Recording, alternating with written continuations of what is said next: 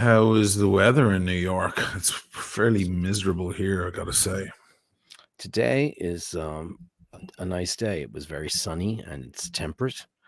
I would say probably close to 50. So it's not bad. I just went out and ran some errands and Wow. it was nice, a little brisk, but brisk is fine. It wasn't it's been getting, there's been there's been wind and it's been kind of heavy duty. We had a really rough weekend, high winds, a lot of rain, but it hasn't been too cold. Too cold, as that great actress from Extras, Ashley. I always forget her last name. Ashley Jensen. Too bit, a bit too gay. Maybe you're just a bit too gay. You should. It's one of the best episodes ever. How's it going? Oh, he loves working with you, but you might want to tone it down a bit. A wee bit. What do you mean tone it down? Oh, maybe you're just a bit too gay. Did he say that? Well, fucking, and he's got a BBC show, and she almost wrecks it. That show is gold. It's just the most gold. I've never comedy. seen her again, that actress. She's so cute. Jesus. Scottish. I have begged you to watch Catastrophe. I've begged Oh, you, she's begged in you, that. begged you. She plays her very stuffy for a best friend, like frenemy. She's a frenemy because everything she does is judgy and horrible, and she's really put together. She's got a short cropped, really platinum blonde haircut, and she's married to this Scottish ride guy, and they have a very weird marriage, and their son is an actor. She's brilliant in it. Catastrophe is one of the best shows ever. 4 seasons of gold. It's gold. Okay. I recommend everybody. It's on Amazon Prime. It's just there. You sold me on it. It's great. And it's Dana finally watched it. And I said, "Oh, what'd you think?" She goes, "I binged the whole thing. It was amazing." She just binged 4 seasons of it. They're quick. They're like 22 minutes. It's about an American guy, goes to London, bangs an Irish girl who lives in London as a teacher. She gets knocked up. They decide to give it a go. And then mayhem ensues. And it's really good.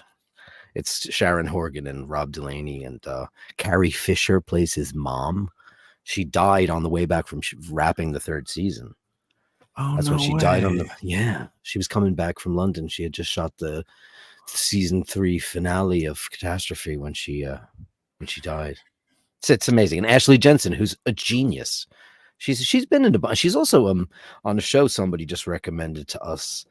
Another one of those BBC murder shows in like the cliffs of Scotland or wherever. There's a lot of seaside murder shows on BBC. Yeah. And it's always children, and they always have to kill an animal. I just watched one with Brian Cox. It's called Shetland. And apparently that was a big one. And she's in that, but she doesn't show up until a couple of seasons, so I haven't seen that yet. But she's in that. I mean, I don't know why she doesn't have 50 Emmys. She's so amazing. I mean, that character. Watching Brian Cox today because he's all over. He's all over social media because he read out that poem, that Palestinian poem. Clearly, he's a pro-Palestine guy. Oh, really? Some poem like "If I die, let it be so that you live to tell my story" or something like that. So he reads it out.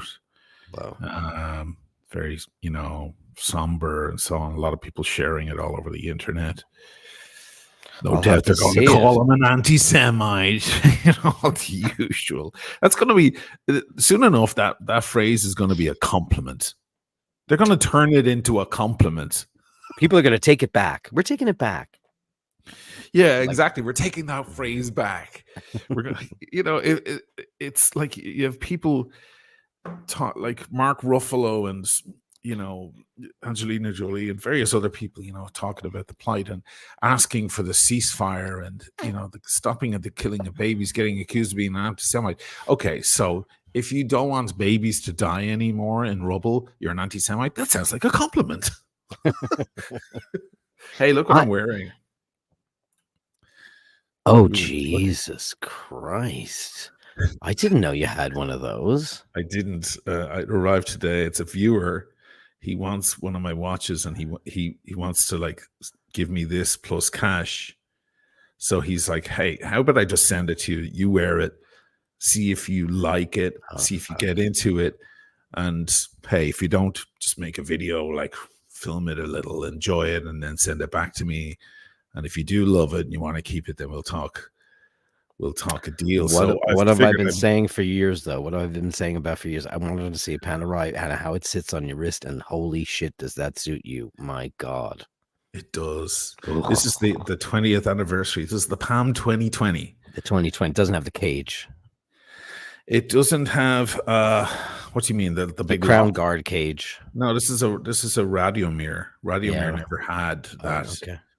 That's the other one that Can has you that. loom that up for the audience? Sure. It has the wire lugs. This is the old shit. It's like my Palm 210 that I made my video on a couple of years ago. But this has like this big chocolatey brown dial. It's to commemorate 20 years of the Panaristi online, because that was the very first watch crowd. Oh, would you look at that? They beat us all to it. Oh, come on, camera. Way out there. Job, man. Woof. That's gone way out. Let's try that. Wow. And right. You can't touch that loom, man. Yeah, it's amazing, isn't it? Now, is that a sandwich dial, or is it on top? Oh, it's sandwich. It is. Oh, look at that. Yeah. So it's like the whole disc underneath it is luminescent, right? Is that how that works? They just put a whole disc of loom under it. Exactly, because loom can be problematic. I spoke with the Zero S guys about this once. I was saying, like, you gotta improve your loom, which they definitely did. And but they were talking about how hard it is to apply. A lot of watch manufacturers just buy chunks of it. Like they buy the indice with the thing built with the loom kind of in the shape of the indice, this block of loom. Because when you apply it into other paints, it can be difficult and it loses its strength. So with the sandwich, I mean, you've just got one big thing just covered in a layer of luminescent material, and then that just shines through. That's crazy. You love it, do you? I mean, believe me, if I had a chunkier wrist, I would be a Panaristi, because holy shit. First of all, not the biggest of them.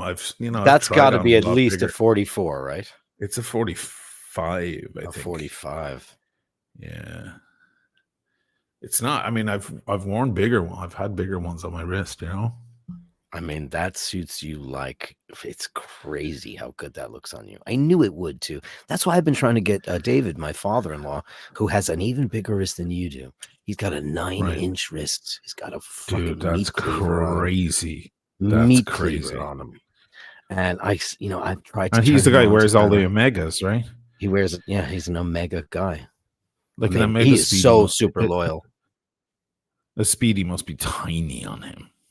Tiny. I mean, he wears it on the leather strap, and it just, and he's a smoother guy, so he doesn't have big hairy paws like we do.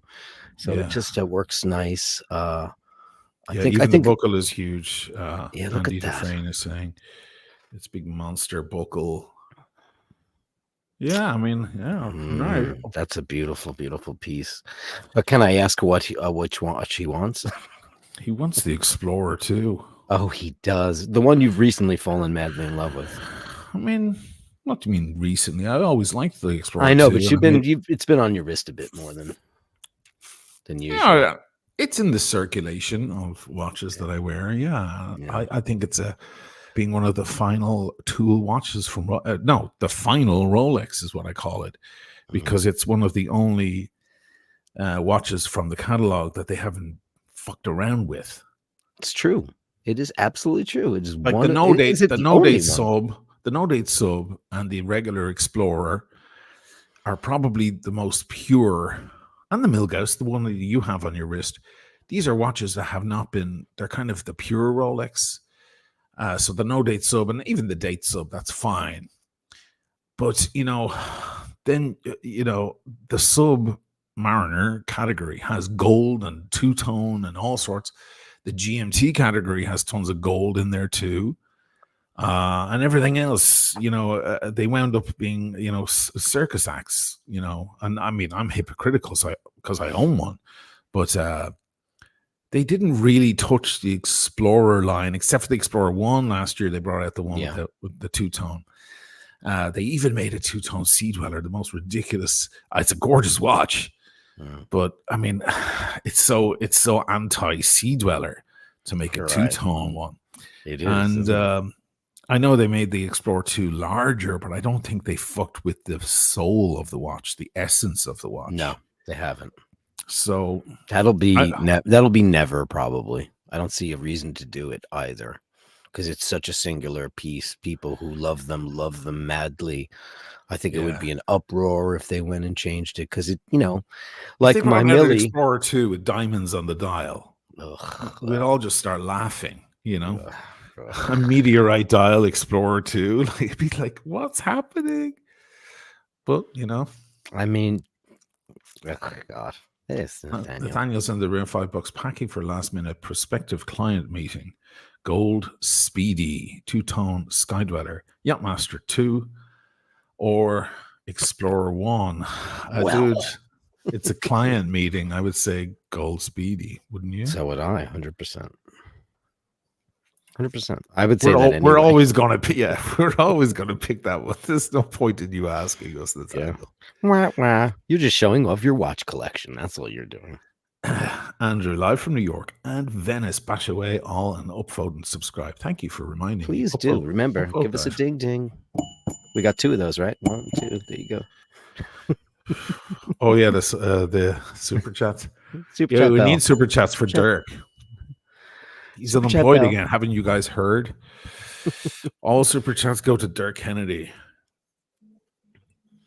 So we did Dirk weekdays yesterday, and we had my friend Jay on, who's a very fucking interesting guy. And he's such a soft, beautiful soul as well. And he comes from the mean streets of Queens, and I mean it. The guy comes from a project. I can tell from his accent. His accent is funny. Oh, he's a little funny. Do you know what he says? He says and I never correct him because I love him dearly, but he says, I seen it. He's one of the I seen it guys, which is very Queens to say, right. Oh yeah, I seen it.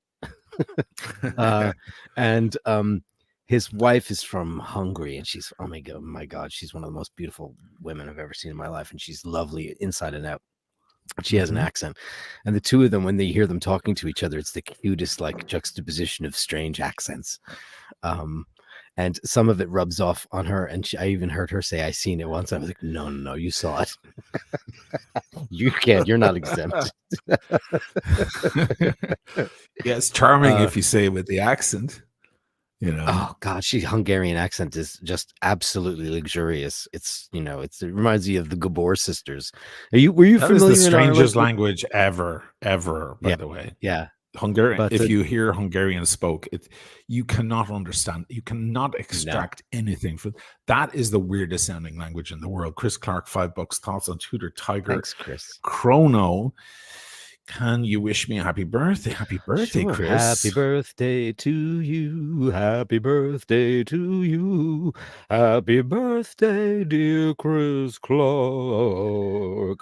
Happy birthday to you. The Tudor Tiger Chrono, Chris, I made a whole video on it. Let me find the link and stick it in the chat right now. I'm not that well versed in the art of Tudor, so it's I'm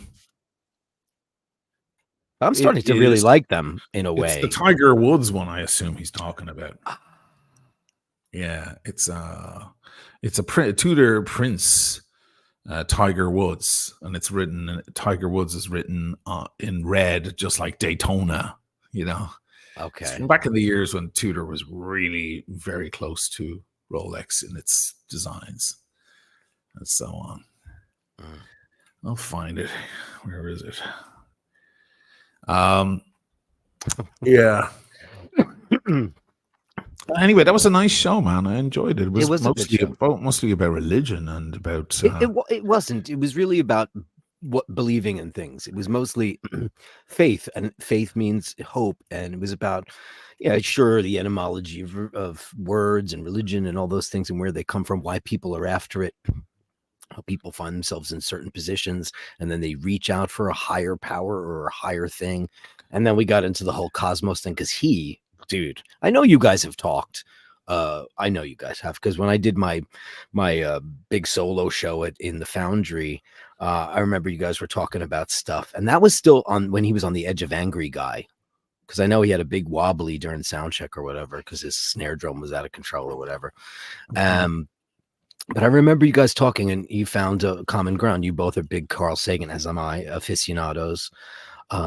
We've read all the stuff, Pale Blue Dot and Contact and all that stuff, and that's like his whole life revolves around that. So it's like you and him both had that experience. And after my show last night, I'm talking to Paul about it. I'm like, I have been waiting, just fucking waiting for like the day when I want to see aliens.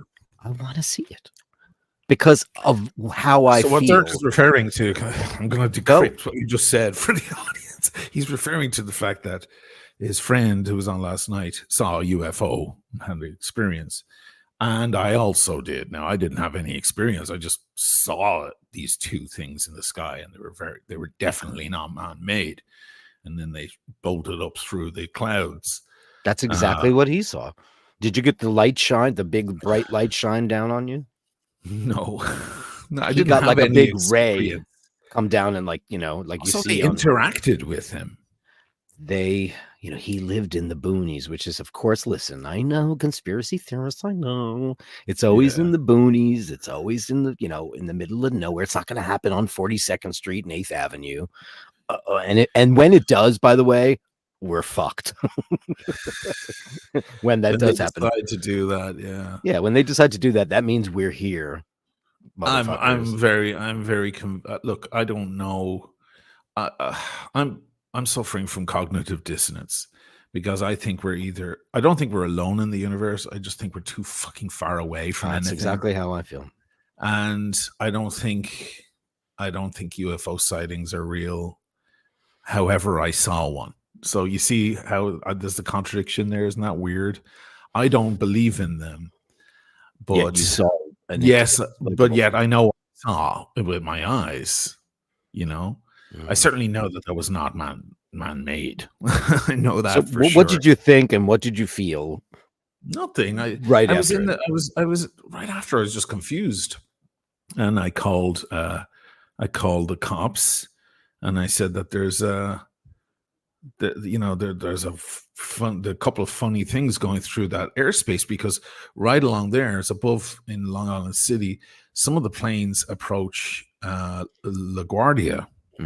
That's their approach to LaGuardia, and usually you see 757s approach. So it must be the smaller aircraft, because it's not a jumbo jet aircraft, even though it's you haven't been here in a while.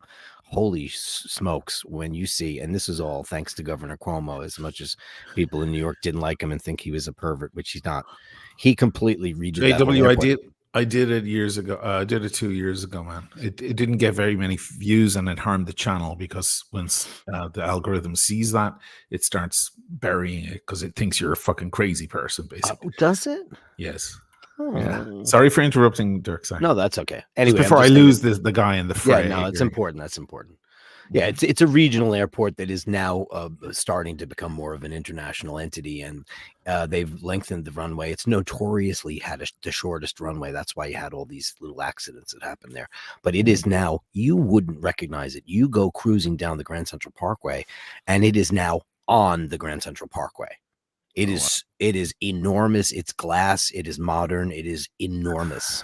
But they repaired those old American Airlines hangars, the ones from the 30s with the old logos on them. They've been completely renovated, and all the logos have been restored. So they kept that heritage. It's beautiful. We're aircraft nuts. The two of us are so bad. So I called to let them know. And it was the most comforting thing, because I was with Rachel.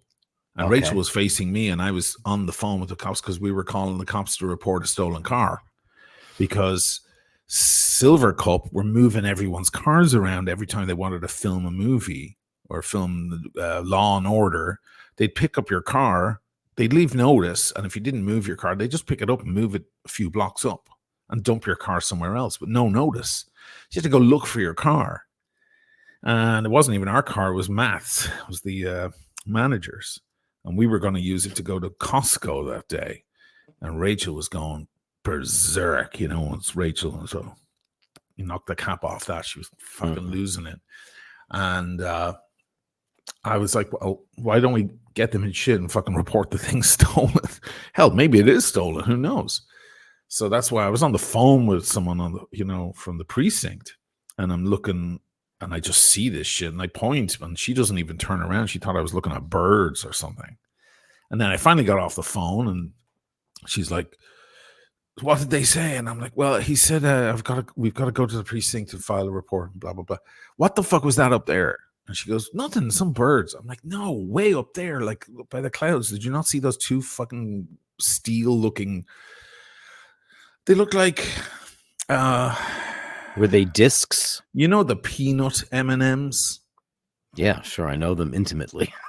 Okay, because the regular M&M is a little. Yeah, no, the peanut ones. You know, the peanut ones are kind of more robust. It looked like two of them, but they were steel. They looked like they were steel.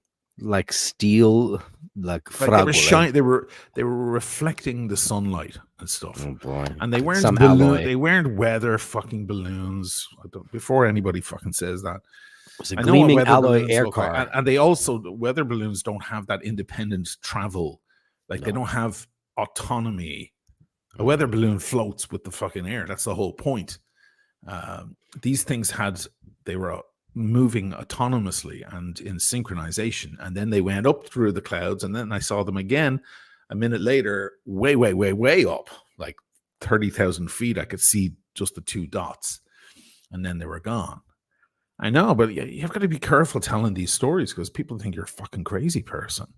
I would think I'm a crazy person. That's even now, when people are like World Trade Center #7, World Trade Center, everybody with their fucking nonsense conspiracy. You know, it was an inside job. The cops were in on it. Firemen were all in on it. Yeah, the ones, even the dead ones. So no, I think nobody says the firemen were in on it. But anyway, I knew a guy that said that they were. And he was a regular at my joint, and I went, really? The problem with conspiracy theorists is they all get lumped in together. Some of them are smarter than others. Sure. So you'll get one guy who talks about you know the burning temperature of kerosene and so on, and he'll know a lot about architecture and so on, structural stability and things like that. And then you'll get the other person who goes, oh, it was the, you know, it was Israel, it was the Mossad, or, you know, if people or people saying there were never any planes. That's my favorite one. It's like, I think it's pretty well documented that they were aircraft. So unfortunately you have I saw one on my roof. Yeah, I saw the second one hit. But, yeah, so did I. I was on my roof. I saw the second one hit it with my own two eyes, kiddies, because my house is right within eye shot of the World Trade Center. Oh, yeah, we watched the whole thing. We watched the whole thing, man. You don't come back from that. Don't come back. It's amazing we have, in a way. It's amazing that the resilience. It's been 22 years, man. Yeah. But who was talking about it last night in the chat? We're talking about, you know, believing in things and talking about how the best humanity is when we need to band together in the you know, the result of tragedies. And it's true. It's a shame we can't operate like that on a regular basis. But like, there was no crime. There was no crime for a week in New York. There was no crime. There was absolutely. There were no robberies. There was no one stabbed. There was no looting. None of that shit. Nothing didn't happen. The cops were sitting, I mean, in shock like everyone else, but there were no phone calls, no 911 calls, was nothing. No. Just people, 911 calls saying, my father is missing. Maybe he was down there. You know, a lot of people lost their loved ones and never found out. No. Do you know what I mean? They were incinerated into rubble. Yeah, they never, because think of all the people. Okay, if you're working in the Trade Center, that's where your office is and so on. Okay, you were gone. But think of all the people who went there not scheduled to go there. Think of how many people were like, oh, I've got to go down to that building and pick up that. Okay, I'll run down real fast. And then they got caught in that. Or they decided to go for a stroll just down in that area that day. And a lot of people just never heard from their loved one again. And there's no explanation because there's no way to figure it out. I was supposed to be down there. That was the whole story I told on a different story time. I was supposed to be down there with that Italian girl who came to see me. Right. We were supposed to be up early in the morning, but I was cheating. Early. I was cheating. I was with Rachel. And my cheating saved all our lives. I mean, it saved the Italian girl's life, and it saved my life. But she wasn't your girlfriend, the Italian girl. You weren't cheating. No, it wasn't proper cheating. No, it wasn't really. But in her eyes, she would probably say that. But it's not realistic. Anyway, where is she now? She's in Dublin. She married my best friend. She married Glenn? Not Glenn. Glenn married the French girl. Oh, what's her name? The French girl, like I dated. I barely know the girl. The French girl. The French girl. That sounds like this is not. No, I only met her a couple of times. It's lovely. No, Colin, my guitarist friend. Okay. The guy who lived down the street from me. Yeah. And how did that work out? Because you introduced them, or? Well, this is what happened, right? So she came over, and one of the times she was over in Dublin, and we were hanging out, and I had to go to see Lydia's mom to have a serious chat. And I was like, I can't get out of this. So I asked Colin, this is not Colin from my band, guys. Anybody who thinks it's a different Colin. I asked Colin, listen, can you take this girl out tonight for me? Bring her out on the town. I don't know, bring her to dinner or something, bring her a movie or something. I've got to go see Lydia's mom. I don't want to say her name. So he goes, sure. What do I do? Like, I was like, just pick her up, bring her out, and keep her mind off this problem, because otherwise I'm going to leave her in the bloody place by herself for the whole evening, and that's not cool. So we did, and they really hit it off. And of course, she was a complete knockout. So imagine that. They imagine that, and they stayed in touch. And when it didn't work out with me, and I was in the States, then one day I got a call. I mean, it must have been 6 months later or something. I got a call or an email or something just to let me know that they were together. Yeah. And I said, okay, I mean, it's a free country, but I said, that's going to fuck myself and Colin's friendship, because, I can't speak. I can't be relaxed a bit. I can't say, oh, remember that fucking bitch? I can't say that. That fucking bitch is now your girlfriend, or whatever. I can't be, what's the word I'm looking for? Whatever. I can't be relaxed about the whole thing. So I said, I mean, that's just you're free to do whatever you want, the two of you. But I mean, I suppose that's the end of me and Colin now, right? How's that going to work? That's going to be super fucking weird. So, unless you were happy that she was with him, I mean, I didn't care about her. I cared about my friend Colin. I cared about that because I was like, well, what's going to happen now? Because when I let her down that time in New York and she went home, she went on some kind of crazy tirade against me. It was all vicious. It was like the Blondie thing. It was like, now I'm going to key his car, basically. Oh. But that whatever version of that. I'm going to badmouth him. I'm going to say disparaging things. My father hates him. Like I read an email. She had left it open on the computer, and I fucking happened to read it. And I was snooping a bit from her father to her, and I mean, he was super aggressive, and he was calling me a lunatic and stuff like this. I was like, okay, this is getting crazy. So anyway, so the two of them ended up getting married, and they have a child. That's great. Wild. I mean, that's great. Yeah, it's great. I'm happy for you, because she sounds not worth it. I don't know her. I don't think I ever met her, right? No, I don't think so. She's the weirdest name on earth. Tim writes, I like the new M&Ms with cold brew. Yeah, coffee and chocolate is one of God's most beautiful creations. together. There's nothing better than chocolate and coffee. It's amazing. You have like a chocolate brioche with an amazing coffee. Oh, that's good stuff.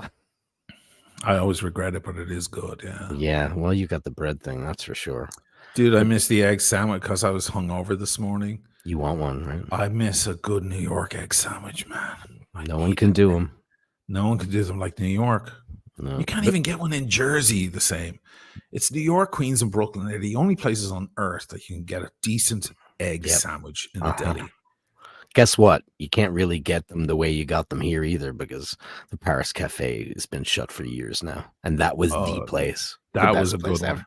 Oh. There was a good one downtown, though, when I was down on West Street by the Trade Center. There was a really good one across the street that could really do it well. And I got them for the doctor, for the Italian doctor. She was with me in that apartment for a while. And she flew in. And obviously she was hungry. And I said, I'll get you something. You know, you need coffee. You need. So I ran across the street and she's like, she took a bite. She's like, oh mio Dio, cos'è questa cosa? What is this? Oh my God, this is incredible. I was like, that's a New York egg sandwich, honey. Yeah. You can give me all your Italian cuisine all you want, but like, it's really hard to beat that. She ate both. I got two, one for each of us. She ate both. I mean, a super sloppy egg sandwich. You know what the key to that is, right? You know what the magic ingredient is in there? No. They put mayonnaise on the bread. I never taste mayonnaise on the bread. Because they put a light coating of mayonnaise on the top and the bottom of the bread, and then they put the egg and the cheese on the top of that. I like mine with tomato as well. Tomato if it's grilled, not a cold tomato. Grill the tomato, please. Grilled tomato. That's nice. Here's the question. Here's the question. Ketchup or no ketchup? I have to say or no, because I'm not a ketchup person, but I don't mind ketchup on that. Right. I don't mind it. If there's no tomato on it, ketchup. It turns it into it's pure guilt. It's so sloppy. But that's the whole thing. Who cares? You just start crying. You've got the hangover and you start munching into it. You don't even wipe your mouth. You just let the fucking shit go all over your face. And just start especially if you have a beard. Weeping into the sandwich. Yeah. Here's the other trick. Do you like your eggs over easy on it? So sloppy yolk, or do you want scrambled eggs? Because you can have it either way. I like the sloppy yolks. Yeah. Yeah. Yeah. Salt and pepper. Yeah. Yeah, you can. I try to make them at home, but the other problem is the rolls. The Kaiser rolls are hard to get around here. You need the Kaiser rolls. Good luck getting one here. I can't even get a decent burger bun in this country. That's impossible to find as well. So forget the Kaiser rolls. You need the hot plate. You need that big deli hot plate that they use. You're talking about the big commercial skillet, the big, Well, sure, and you flip them, and then you need. I swear, this is part of it. Sorry for boring everybody. No, go shit. Go. Egg sandwiches. You need to wrap it in tinfoil. It needs wax to be paper and tinfoil. Yeah, to steam it. Yeah, because it steams itself then. Yeah, because they toast the bread. I'm gonna have dreams about this later. There's I nothing make for hangover in this country. I swear to God. You have Baraka there. You could just pop up. It's not the same, but yeah, Baraka. They don't even have a word for hangover. There's no word for hangover. No, that has to be. There's dialect words and stuff, but there's no word for hangover. Some people actually say hangover, but they don't say it right. They say hangover. Hangover. But you put the at the end, right? Hangover. Hangover. You know, if they see me at the cafe, they're like, "How you doing?" I'm like, "Go massa." Yeah, you know, I drank too much. That's all I could say. Yes, I can't say I've got a terrible hangover. They wouldn't get it, you know. Anyway, that's weird. Isn't that how can you not have a word for hangover when everyone gets them? I know, especially the Italians. I mean, they certainly know how to drink. Especially here in the north. Maybe it's because of the way they pace their drinking. You know, it's not like American binge drinking. You know, or the Ireland or England, the way everybody pounds pints there. Yeah, you know, the Italians. You know, they have aperitivo, digestivo, and then they have 2 or 3 glasses of wine. I don't see them binge drinking in Italy. And when you do, it's us. They don't. Yeah, they don't. They don't drink to get drunk. No. You know, in Ireland, people drink to get drunk. And in Britain, it's like pounding. Yeah, as you say, they hit the pub 16 pints later. Ugh. One thing they don't do here, and they don't do in Ireland either, is shots. That's Oh, that's American. the worst.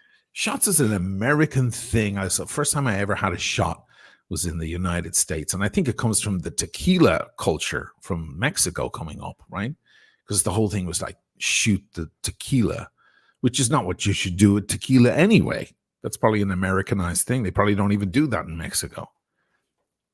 Thoughts?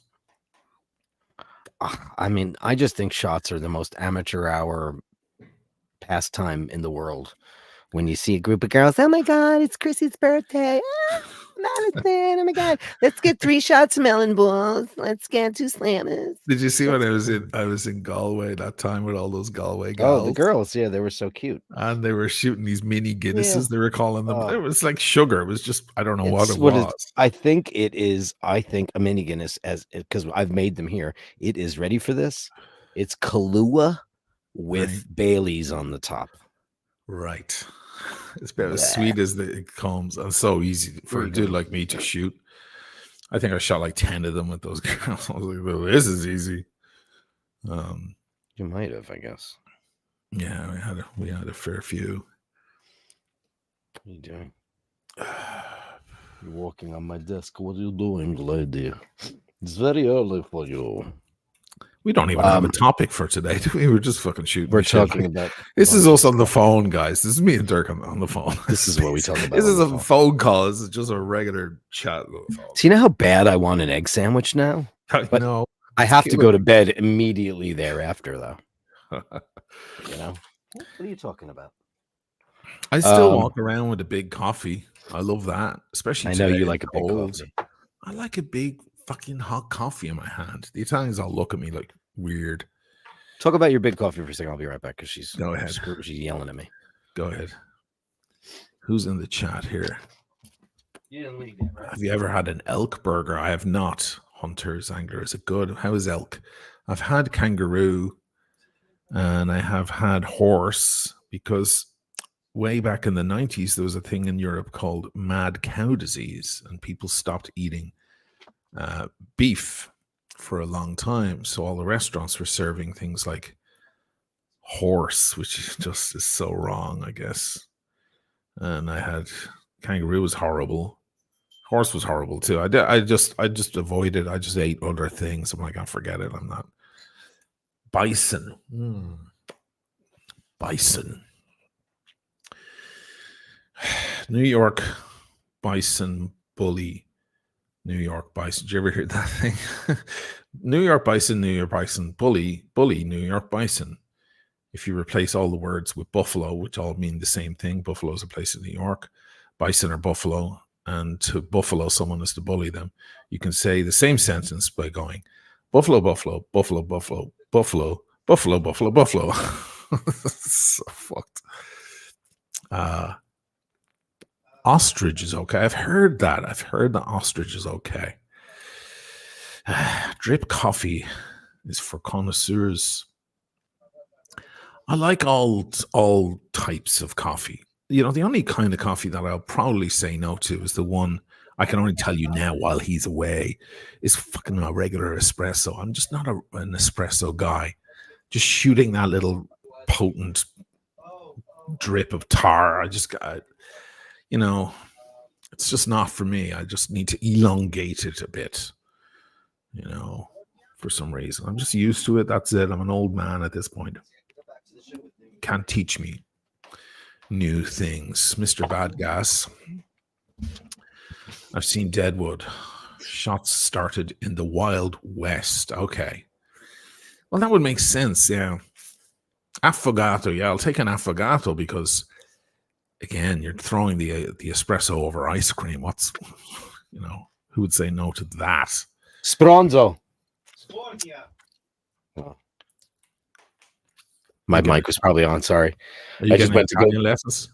No, I just said to Paul because I remembered his cousin Davide said something to me when we were in they live outside of Milano. He's the contadino del latte per the formaggio Grana Padano. He's the farmer. Yes. So he had said to me when we went to their local pizzeria, I ordered a glass of wine, and he went, no, no, no, no, no. You know, he says you have to drink beer. And I said, why? And he said, if you drink too much wine, you'll get spronzo. Spronzo is plaster drunk. Oh, is that what that? Yeah, Oh, okay. Spronzo is really like Ubriaco is drunk. Ubriaco, Spronzo is like it's onomatopoeic. So maybe that's Spronzo, because he's Fanese, but he lives in Milan, so I don't know. Spronzo, yeah. I look like the Edge, right? With my little in-ears and my cap, right? Yeah, you look very edgy. I look like Your the Edge guitars. tonight, right? It's a good look. The Edge. The Edge hasn't changed his look since 1990. You need an Explorer guitar on you. Oh man, do I ever need an Explorer? Fuck. Emmett wants one too. We're both like, because we're both big Matthias Jabs lunatics. It's not just the Edge; it's Matthias too. And they have really gotten so expensive. Whoa. Clean beard lines. Do you shave down your beard perfectly? I absolutely do. Yeah. I absolutely do. I absolutely do. Good. I clean this up because otherwise it'll go to my eyeballs and I'll look like I should be making up a pizza. John, is it Friday? No, sorry, man. This is not Who Needs a Drink. This is Eye Bashers. You know, I'm having one again very invisible Peroni. My this Peroni comes in this new invisible glass. Isn't that amazing? Look at that. Isn't that crazy? You know what's really funny? It's like Sheen, my great gift that I got from Sheen and you guys, and I got the box yesterday. But it was funny. I was gonna take it out of the box, but I just realized because I use a green screen, it's gonna be invisible. It's completely invisible except for the crown. I open it up, like right, hello, ta-da. Is that where you keep it now? It looks beautiful. Oh my god, yes, of course. Yeah. Of course I do. Very nice. Because very nice. I have a very small room, so it is green screen. I have a lot of guitars. None of those are mine. I have similar ones though. But I didn't put. I was gonna put it on the screen. It's like, oh shit, I can't put it on there because it's green. I should get a blue screen, right? Can you just switch the color? I guess you can. Yes, you can. Yeah, then you're gonna have trouble with lots of other things then that are blue around you. I don't know if you have. Let's face it. Other than the Irish green is not a problem, but I have a lot of green stuff. I have green sweaters. I have green stuff. Green Rolex box. It's like I could put it in the box. Could show the box, but then no one would ever know, right? But this is my first, my very first box. Isn't it nice to have that? We were just talking about this between ourselves.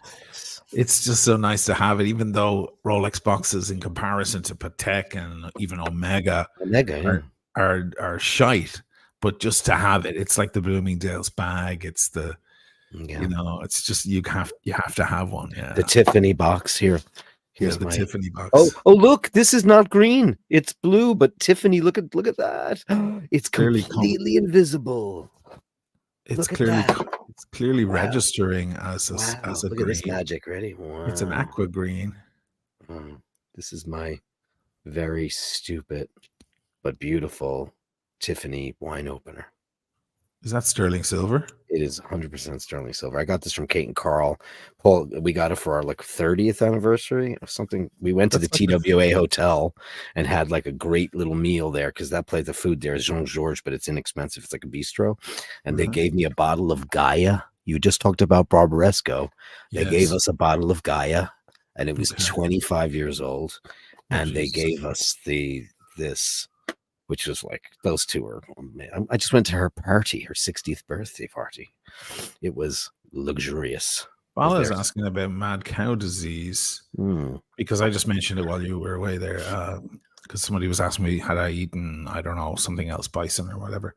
Wasn't mad cow disease caused by the farmers giving cow meat protein to cows? So a form of cannibalism. It apparently is bad for most animals. Papua New Guinea cannibals have mental illness too. Is that where mad cow disease came from? Educate me. Educate us. Here in I was just saying there. I'm sure you're aware, but in the 90s there was a problem over here in Europe with mad cow disease, and everybody stopped. Yeah, I remember that. Yeah, Let's go. I'm going to Google it because, why not? Mad cow disease. The basics of mad cow disease: bovine spongiform encephalopathy. Sorry. Widely referred to as mad cow disease, is a chronic degenerative TSE disease affecting the central nervous system of cattle. It is caused by an abnormal prion protein. It has been identified in two forms: classical BSE. It's two things combined, kids. Look, Peak Rider got it. As you said that, he just said it's a prion infection. Woo.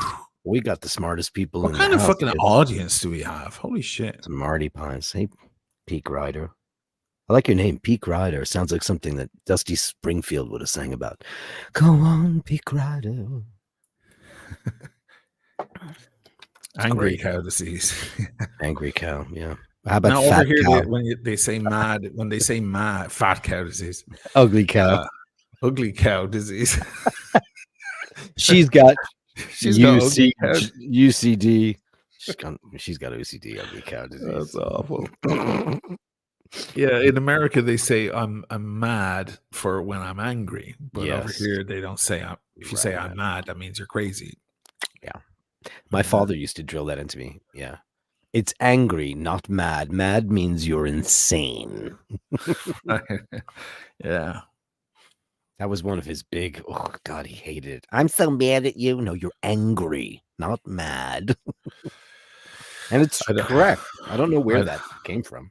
Yeah, I don't mind that one. I have other gripes. I have other ones to go through before I get to that one, Let's take up your three worst. The ones I hate the most. I could care less. Oh yeah, that's horrible. Okay. It's terrible. I could care less. Let me put it into context for you. I was talking to Jenny, man, and she was fucking around with Marty, and I was like, I could care less. I could care less. I'm like, really? So you care? Then I like it better. I can't get my head around. I like it better. You say it sometimes, man. I like it better. I like it better. I say. Yeah. Sometimes you say I like it better. I don't say like I like rarely. Really better. Really. Wow, I'm gonna have to catch myself because that's horrible. Oh, a lot of people say I like it better. I like it better. I'm like, so the other one you like it worse, right? Yeah. Because that's the opposite of better. You mean you think it's better, Queens in me. Or you like it more? Yeah. And the other one is if I would have known. I mean, there are two errors in there. It's not would have. It's would have. Would have is would have. It's short for would have. And you don't say if I would have known. You say had I known, and then you continue with I would have after that. Had I known you were going to be there, I would have brought the Rolex box or whatever. Right? I would have. It's not if I would have known. I would have. It's like, but whatever. Grammar. If I known, I would have seen it. If I would have known. If I would have known, I would have. Yeah. If I would have known, I would have seen it, and I would have liked it better. But I could care less. I could care less. That's the good ones. Yeah, the double negatives is bad too. You know what I do though with the sometimes I get the bad the comments because I don't really care. I mean, it's okay. I understand what people are saying, and I don't hold it against anyone. Or I'm not that bad with the grammar shit, I'm used to it. But what happens is I get the bad comments sometimes, or very often, especially lately on my channel, detractors, people saying nasty stuff. And then I move in with the grammar Nazi. So then I move in just to insult the person because, they're saying something horrible to me or they're trying to put me down or something. So then instead of replying, I rewrite what they wrote, but with correct punctuation and grammar. And then I say, go back to school. I become an asshole. That's okay. I kind of love those, Yeah. And you can find that on Oshin.cunt. Pretty much. Will Oshin talk about my super chat? The awesome palm. Let's see. We'll be going down the super chats one come. Thoughts on Breitling acquiring Universal Geneve. I heard about that. I don't know anything about it. Universal Geneva is very strange as it is. I don't understand why people buy Universal Geneva watches. They must have something they want. Yes. And I don't know where Breitling are getting the money to buy anything these days. Who owns Breitling? Is it Richemont or one of the big companies? I don't even know who owns them. I don't even know myself. I'm gonna look it up. All I know right is now. that they're struggling. Sure. I mean, the watch world is struggling, but they were struggling before this, already. So yeah, they just haven't been able to dig themselves out of the hole they've been in for a long time, and they've made some quite beautiful timepieces. Oh my God, yeah. Well, They look, really a have. Navi timer is a watch that every collector should have. I don't have one. You Shame had to one, say. right? Did you ever have one? A Navi? No, I never had a Navi. I had the Windrider cockpit, and I had the Correct. Chronomat. Chronomat was one heavy chunk of a watch. Man, oh man, that thing. You'd get home, you take it off. It was like taking off heavy boots off your feet. Like you heave a sigh of relief when you take it off your arm. So, it was too much. It was heavy and a little off balance. Beautiful watch though.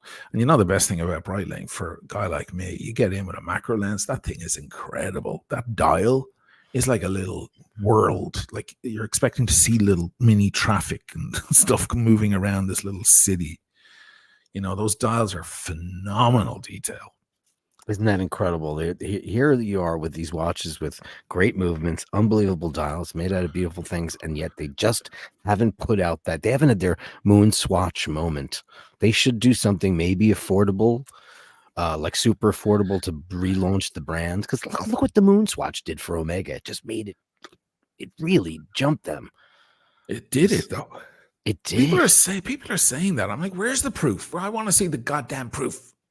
Well, you can't see the proof because they're part of Swatch Group. So you're not going to see, like, if you look on Wikipedia, you're not going to see their stock price go up because, it's part of a big umbrella group.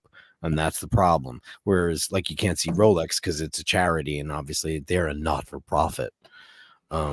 Seems like Breitling is owned by a group called Partners Group, and it's a Swiss-based global private equity firm. And that's it. That's the only people that own them. They don't own other watch brands. They were the watch to have. Back in the early 90s. They were after the date just thing of the 80s, the two-tone date just. That was the watch for every dude on Wall Street to own. Then it turned to Breitling. It went Panerai for a hot minute after that Sylvester Stallone movie, but Breitling was the one to have for a long time.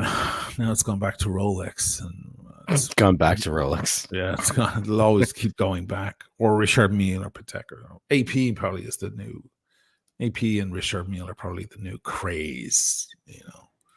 Yeah, well, definitely. But who the hell can afford that? Who can afford Richard Mille? Who can afford that? I mean, very few people can.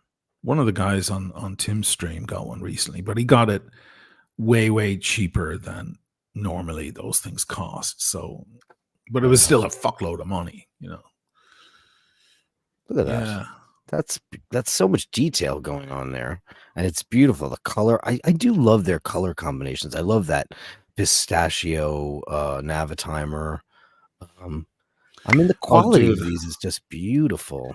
Yeah, I mean, I should pull up one of my vids. Yeah, wait till you see the detail on these things. Breitling, there's the Chronomat. Let me see if I have some close-up shots here. Yeah, and of course I did the one in Siena with the Windrider cockpit. That was a nice video. Breitling Beast. Skip the ads. Sorry about that. Let me see if I have any Ornellaio. Jesus. I'm having, that was Ornellaio. It wasn't the reg, it was one of their second wines or something. That's back when I used to do these. And there's Sirio. Yeah, Sirio. That's when he featured. Where is he now? He's behind me. Oh, he is. I can't see him. Okay, I'll show you right now. I'm just saying there he is. Yeah, he's in the dark. You got to light him up, I think. He watches everyone.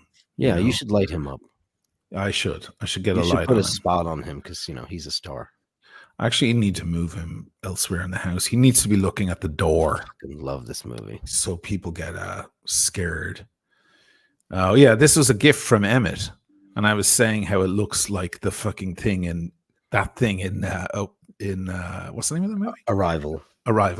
Doesn't it look like Arrival? It This does. is Emmett bought it for me out in Murano. It's Murano glass. It's amazing. Isn't it cool? Was that the day of the limoncello day? The great limoncello incident?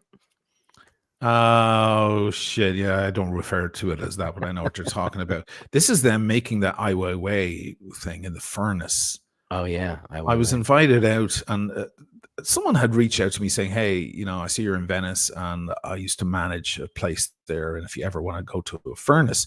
So then Dana and Emmett and the rest were saying we'd love to see, you know, go to Murano, go to a furnace. We had no idea we were going to walk into an Ai Weiwei sculpture being built. I thought I was going to see jugs and jars being made, but it was a fucking Ai Weiwei masterpiece. They weren't even very happy about us walking in there because it was like a little bit confidential. It was a little bit like, you know, the general public are not allowed in here to see this masterpiece of art. Did the kids get to go to that too? Because I didn't go. Yeah, the kid. There's you recognize some people in that shot. I do indeed. I had to. You see, I had to blur the work out. This dude, yeah, he was a cool dude. And I was explaining as well, this is an interesting story. Look, I had to blur it out because they told me I cannot show it. And this dude here, you know who his guest the day before we were there was Angelina Jolie with Ai Weiwei. That's why she was in town. That's why we got her table. That's why we got her table at the restaurant. And there's the restaurant. That's our table where we sat there. That's the table there where we all sat. That is the table we sat. That is the table. So the whole thing was like very serendipitous that entire week. Yeah, I love their tumblers. There's Angelina.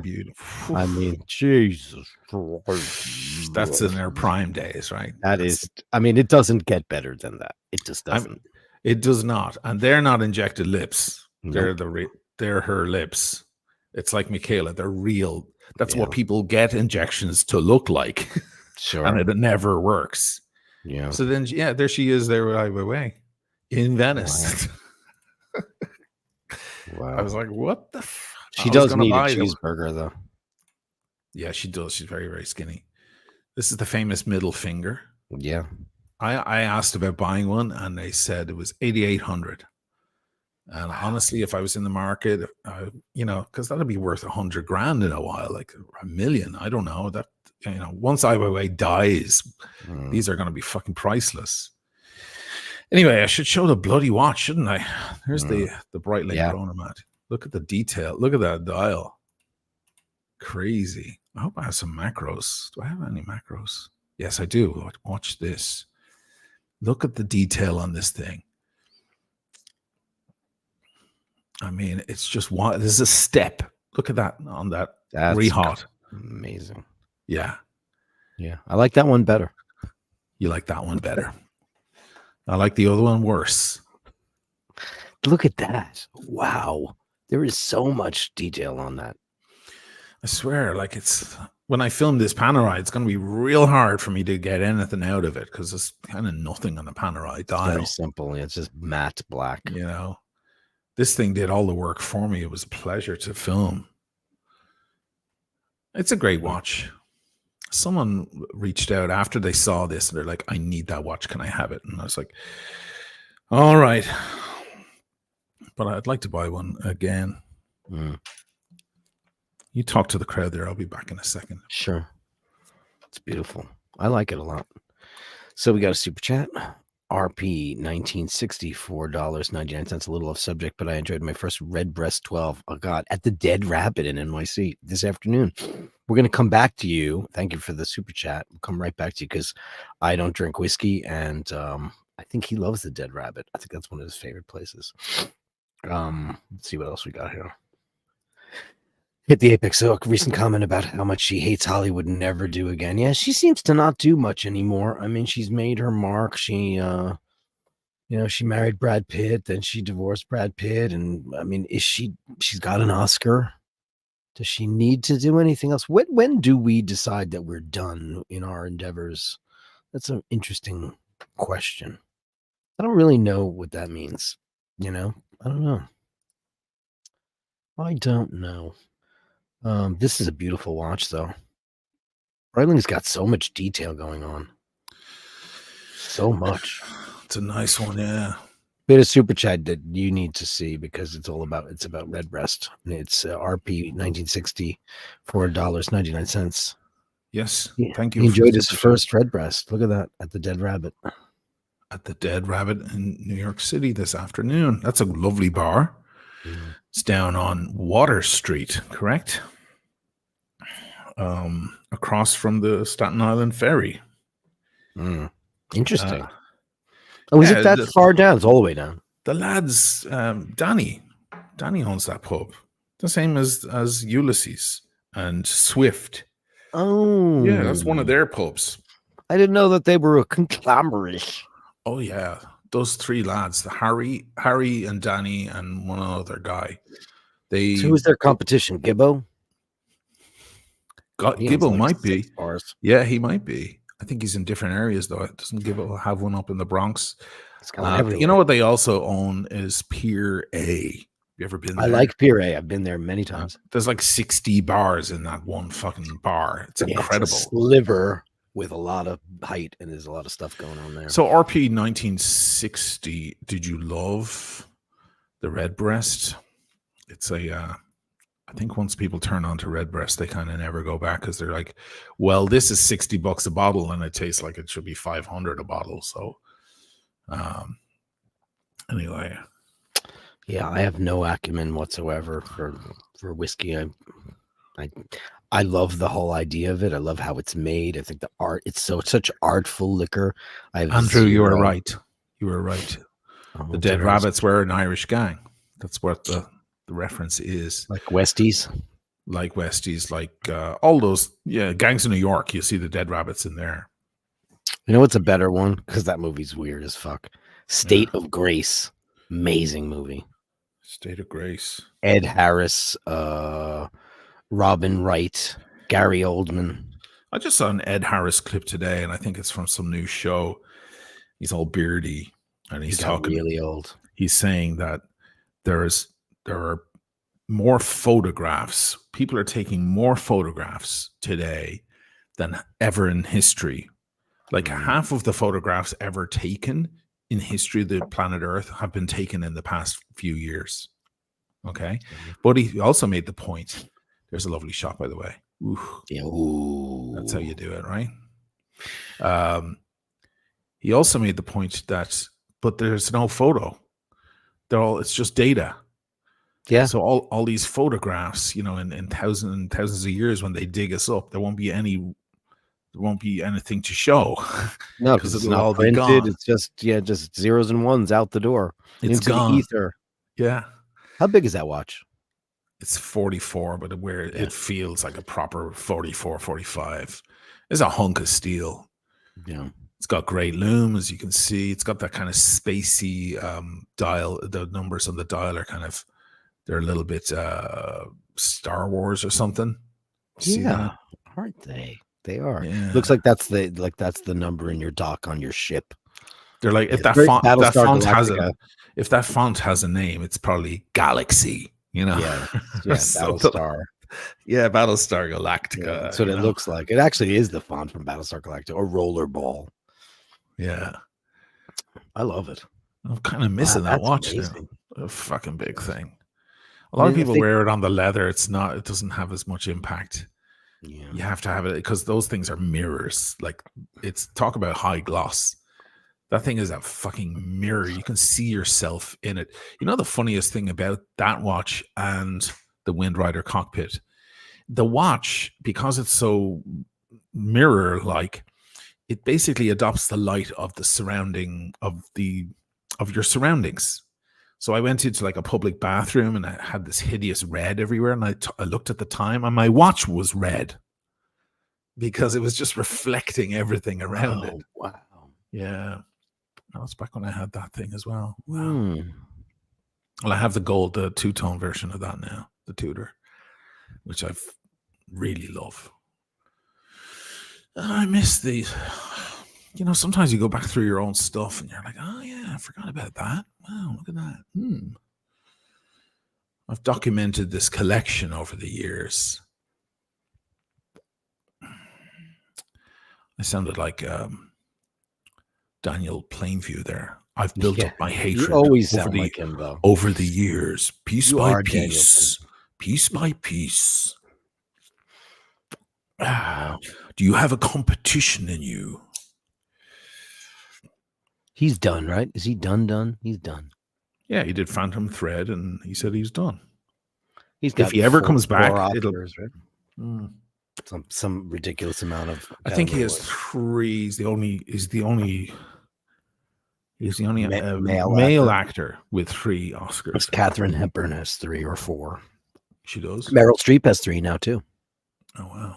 Because she got it for playing the most evil woman in the history of the universe. Thatcher. Yep. Yeah, but now what's her name? Helen Mirren is playing Golda Meir. So that movie kind of came and went. It's not a good time to be making a movie about Golda Meir. Oh, Jesus Christ Almighty! She's a staunch ass Zionist anyway, Helen Mirren, which is just like, oh God. She has always been, yeah. She's very vocal about that, yeah. It's kind of crazy. Yeah, children. They're gonna stick that fucking that film on the shelf for a few months, I think.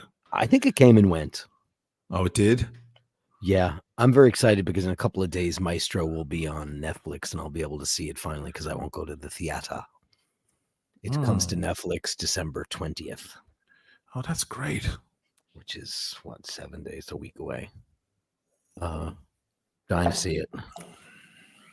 I haven't really wanted to see a movie in a really long time, and I really want to see that. I've just been watching so much television. There's just so much TV. There's too much Hunter, TV. Hunter, you're getting me going. I'm the third revelation. Yeah. I told you I would beat you. You have no idea, Hunter. You have no idea. I'll go into and do the whole movie. Jesus Christ. Yeah, Jodie Foster McShangy says she has a few. I think she only has 2. I mean, Silence of the Lambs and the one where she got Contact. No. The one where she was gangbanged in the bar by the honky tonk on the pinball machine. Oh, that was the victim. Not Witness, but something. My God. Yeah. What's wrong with me? Yeah. Oh, that was an interesting. The Accused. There you go. For Sassy Boy. Thank you. Merci beaucoup. Jeff and The Accused. That was rough. I will never understand sexual violence. I mean, I understand like when you hate somebody and you want to kill them. I get that because we've all felt that.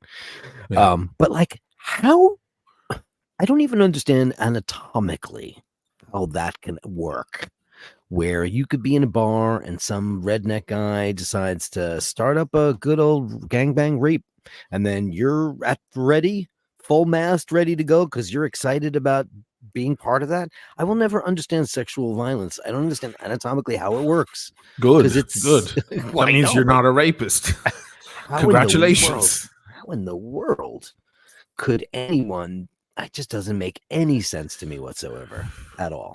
I know I hate to keep referring to what's happening in the world right now, but there's all that bullshit about the rapes happening on October 7th. I'm like, you think guys took the time to, they're like, oh, I've got a few spare minutes. Let me get in and start raping. Yeah, we raped those children. Yeah. No, they were on a timer. The IDF were up the street coming for them. There was no time to get a fucking hard on. Jesus Christ, it was such bullshit. Did you see this thing today as well? They're after Israeli media have removed interviews with Nico Ostroga. This guy, he's one of the witnesses at the music festival, said 29 of his friends were killed. They removed the article when they discovered he was never there. He was never at the music festival. He was just saying it. Jesus Christ. I mean, I don't know what to think anymore. I don't know. Let's not get on. I know you feel very uncomfortable talking about it, so I won't. I don't. Seeing A Haunting in Venice. I want to see A Haunting in Venice. I saw it. Oh, was it good? It was good. It was very good. It was supposed to be like Cadario. Oh, Because they kind of. They were in a haunted palazzo on the Grand Canal. Hello. yeah. And it was really well done. Actually, my favorite of his Agatha Christie films. He's done 3. This is the 3rd one. The second one was Kaka. He's still Poirot, right? He's still playing He's Poirot. This was Poirot. Right? This was great. Michelle Yeoh is in it. Mm. It's really good. It was good. It was really good. That house is down the street from me. I was I'm on the forums there, and the Venice people sharing photos and stuff. And a lot of people are like, "What's this palazzo? It's so beautiful." I'm like, "You don't know about this." Walk on the other side of the lane, though. Yeah, and then I said, because I know the whole thing, because everyone in this area knows that as you walk past it, you got to point your finger. You don't look at it, and you point your finger as you walk past it. It's to keep the spirits away, the evil spirits. So I got a lot of likes because all the Veneziani are like, "Who the fuck is this dude that he knows how to point?" So I was like, I felt good about myself for 2 minutes. Then I went back to being a grumpy, depressed person again. But one guy chimed in and explained to me, it's not, they can't sell it, obviously. Woody Allen wanted to buy it and then he backed out. They can't sell the fucking thing. It's empty. And it's been on the market for years, for 20 million. And one guy chimed in, he said, it's not just because of the curse. He said, it's also not a very nice building. It's not very well planned out. There's no salotto. So a salotto is a huge, big room where you would have dinners and guests, parties and things. And usually when you have a palazzo on the Canal Grande, you're going to have a salotto because you want your guests to come over and you want to give them martinis and shit, like, and smoke cigars, of course, right, and play piano. But it doesn't have any salotto. And he was explaining how it's made out, how the whole thing is done. And it sounds like a railroad apartment in Queens or Brooklyn. It sounds like there's the stairs going up the middle and it's a bunch of smaller rooms. So it's actually not that cool a building. Oh. I did see. Also, here's another funny thing, just before I put a pin in that. Mm-hmm. They were all laughing at Johnny Depp. Johnny Depp bought a place on the Canal Grande years ago. Of course he did. Right, but he never goes there, and he's the laughing stock of Venice. Why? Because there's it's a famous part of the canal where the sun never shines. The sun never hits. It's the stronzo of the Grand Canal. Yeah. The sun never actually arrives at any point during the year, never actually reaches that particular spot. So he was ripped off, basically, is what happened. Sorry, go ahead. What were you going to say?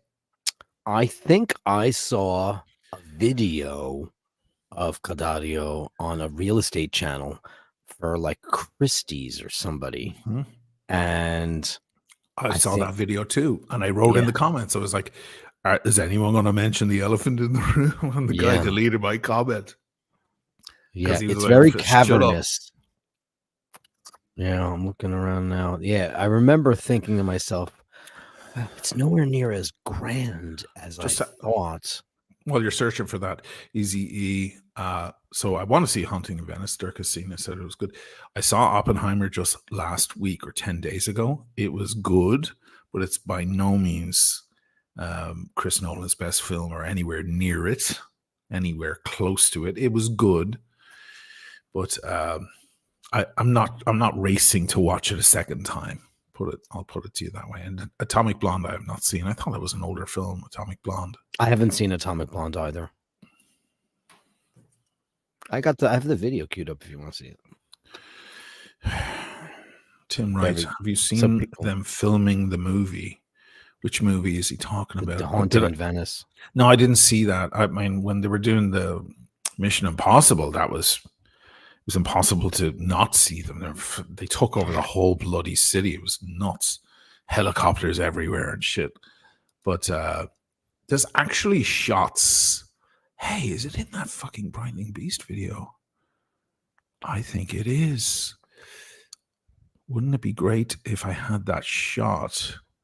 Oh, no. You know what it's in? It's in the video I just recommended for the other chap with the Breitling. Excuse me, the Tudor. The Tudor Prince. The Prince. I'll go look for it while you're. Do you want to pull that other video I'm up? gonna pull it up and so you guys can have a looky poo at the Cadario. Yeah, go ahead, man.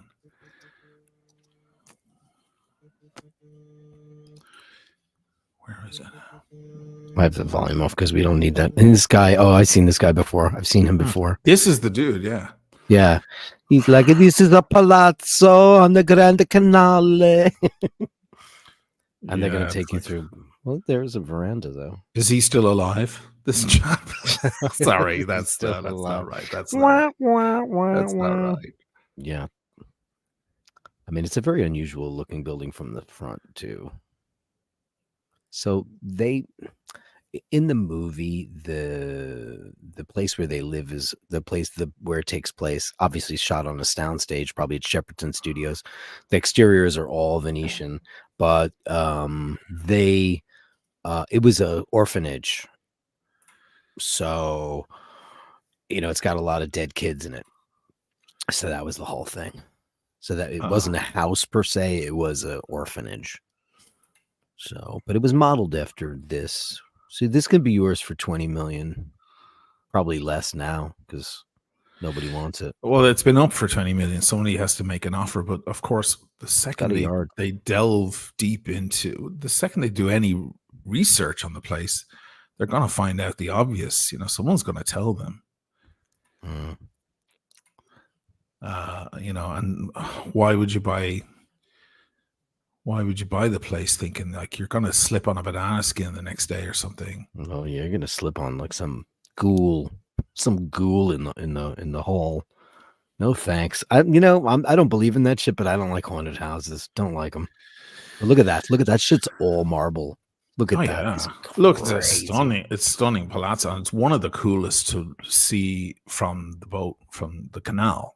A lot of people take photos of it. It's you can't miss it. Strange looking. Yeah, it's very interesting looking. This is what the rooms all look like. They all have this strange. That's obviously the boat level, so people don't really live there. That's where you get your Amazon. No, but it does have a very big garden. Yeah, I passed this. We know that gate. Most days of the week. Don't dox me now. No, I'm just it's not. It's many streets away. That will get flooded. Yeah, when there's Aqua Alta, that whole lower area. But they're built for that. That's they expect that. That's why it's made to look like that. But no one would live there now. Wouldn't make any sense. That's where you keep your victims. There's an old well. Look at that. They have one of the original wells. That'll tell you how wealthy this family were. They had their own well because, of course, scattered around Venice are squares with wells in the center where people would go to get their water and then bring it back to the house. But this family had their own well. So it's like, ooh la la. Oh, wow. There's a fireplace and everything. That's nice, though. Look at that. Yeah. Yeah, that's very nice. Yeah. Every time you pass, especially at night, you look up and you're waiting to see some little child's face or something appear out of one of the windows. You're like, an apparition of some kind. Because when you walk, this is a major thoroughfare. When you're walking. He really cleaned it up, by the way, for this shot. He did. It is not that tidy. It's a big mess. There's a load of like pipes and tarps and shit lying around that. They cleared everything out for this.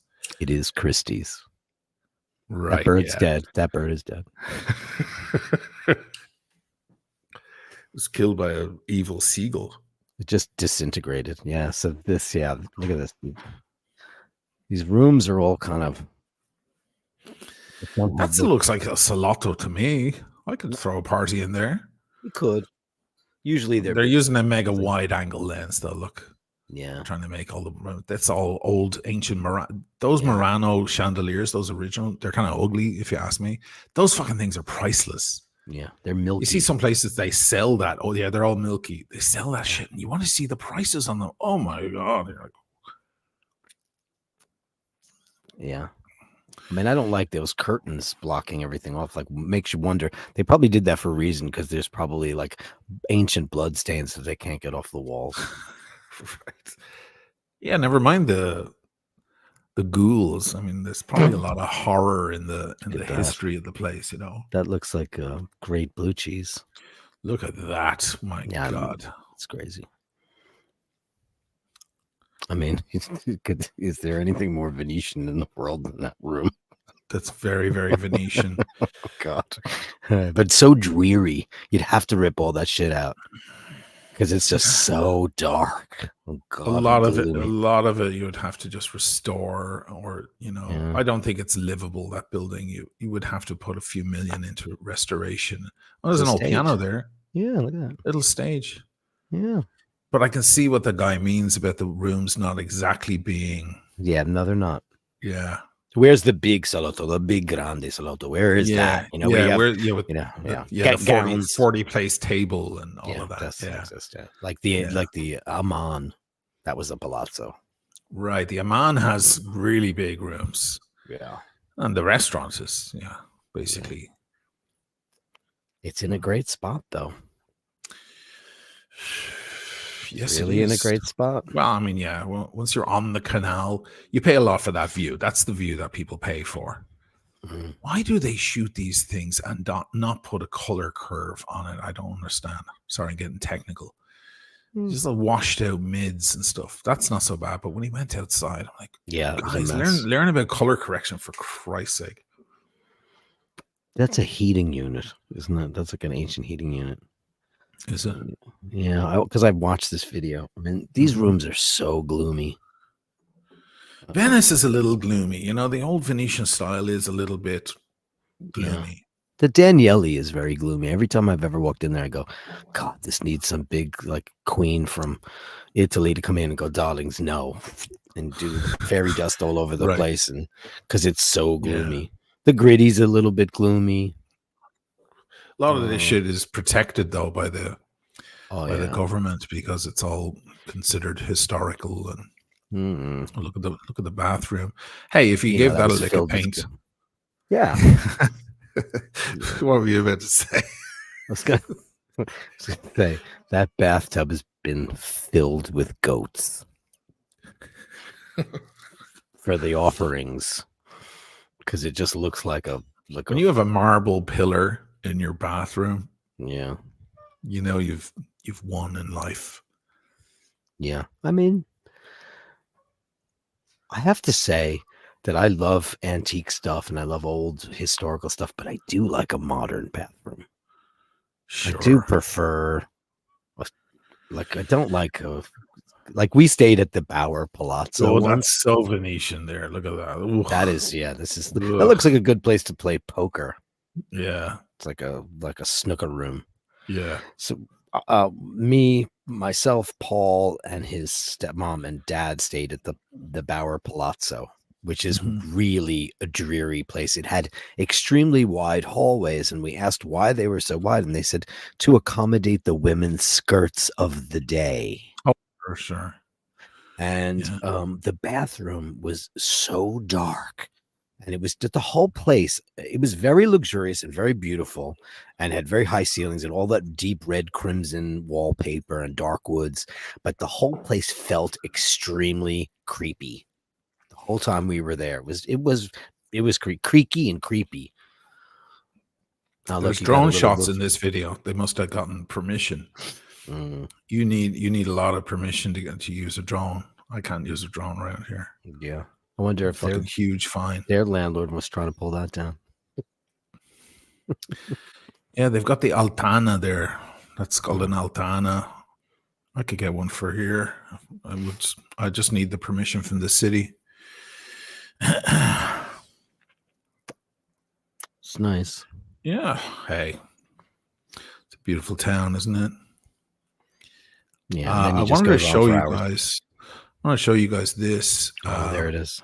This is the Tudor Prince, and there's a shot here that I took while they were doing the Mission Impossible. Look, that's all the rigs they set up for shooting in the piazza. Wow. Look at that. Isn't that insane? And wait till you see what they do. They're projectors. Look, they projected light all over the place to color it up. And you see, look at this shit. That's them preparing the shot that you eventually see in the movie. And I don't know this. Maybe the shot's here. Is it gone? Yeah, I actually got the watch in. Look, I'm like, people are looking at me going, what's that for? All the the crew are looking, going, "Who's this dude like filming a fucking watch?" But you see in the background, you see this crazy drone as well, because they're getting a lot of drone shots. Wow. 3 years ago. Yeah, look, there's the drone. You see the red lights there. Oh yeah. Yeah, it's the drone. And look at the moon and everything. Look at these shots. Jesus Christ, man. What do they do with the drone? What do they stick on the drone to film? What kind of camera is that? Well, some of the drones are powerful enough that they can take up. They're not bringing up a bloody IMAX or anything. Like, they're not doing that shit. They're Blackmagic, or they'll take a Blackmagic up, or an Alexa Mini. Oh, they have Alexa Minis, do they? Oh, the Alexa Mini is the one everyone wants. It's this size, and it's the same quality as the big long, like the Arri Alexa, the big one. I've had that conversation with Lydia many times. It's like, is she into digital? Does she like it? I mean, she has to, because obsessed with the Alexa. Oh, she is. The Alexa is her dream. Oh boy. Oh yeah. Not the Panaflex. She has an Alexa license now. Oh yeah, you have to have one. Yeah. She It's just required. She just got it. I'm like, oh, let me see if I can buy you an Alexa now. And look on the prices. I'm like, oh, for fuck's sake. I can't even imagine. That's before you even get the rig to put it on, or any of the lenses, or the zoom, or the focus thing.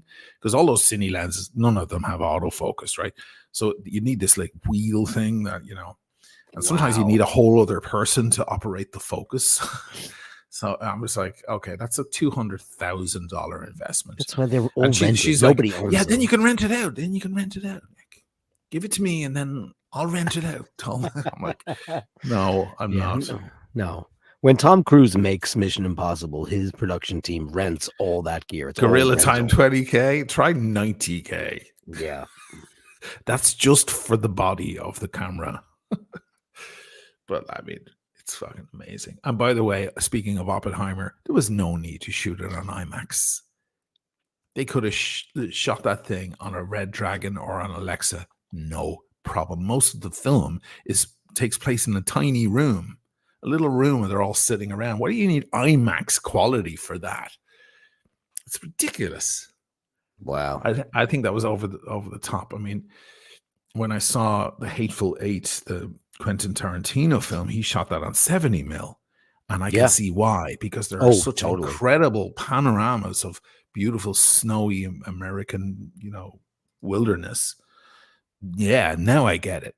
But like Oppenheimer, there is very little need for fucking big IMAX. And that thing is huge. You have to back up a pickup truck with the whole thing on it. Like, oh my God, just to change the angle of the shot by a millimeter, you've got to like spend a half a day doing it. Like, forget about it. What a waste of time.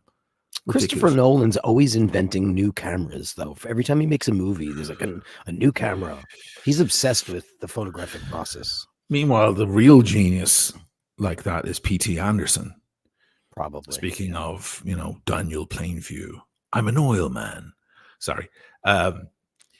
He's the dude. That guy is like the new Kubrick, because he uses crazy lenses and he reworks old lenses and makes attachments for them and everything. That guy is an incredible cinematographer. Yeah, he shoots his own movies, right? Yeah, he did it on The Master. Phantom Thread. No, The Master was shot by someone else. The Master was shot in 70 mil. Yeah, I saw The Master in 70 mil in New York at Radio City Music Hall. Over there, Lincoln Center, across from Lincoln Center. Oh yeah. Lincoln Square, the Lincoln Square theaters. Yeah, those are great. They have the big IMAX thing. I would consider maybe, because it's a good part of town, maybe I'll go see a movie there, because I probably won't get the bed buggies up there. Just bring alcohol spray and spray the shit out of whatever chair you're sitting in, or plastic bag. Sit on a plastic bag or something. Oh God, Dirk's paranoid about bed bugs. Yeah. Likey. And you just saw them in Galway, right? Fucking the Leonardo Hotel in Galway. I mean, you actually physically saw them.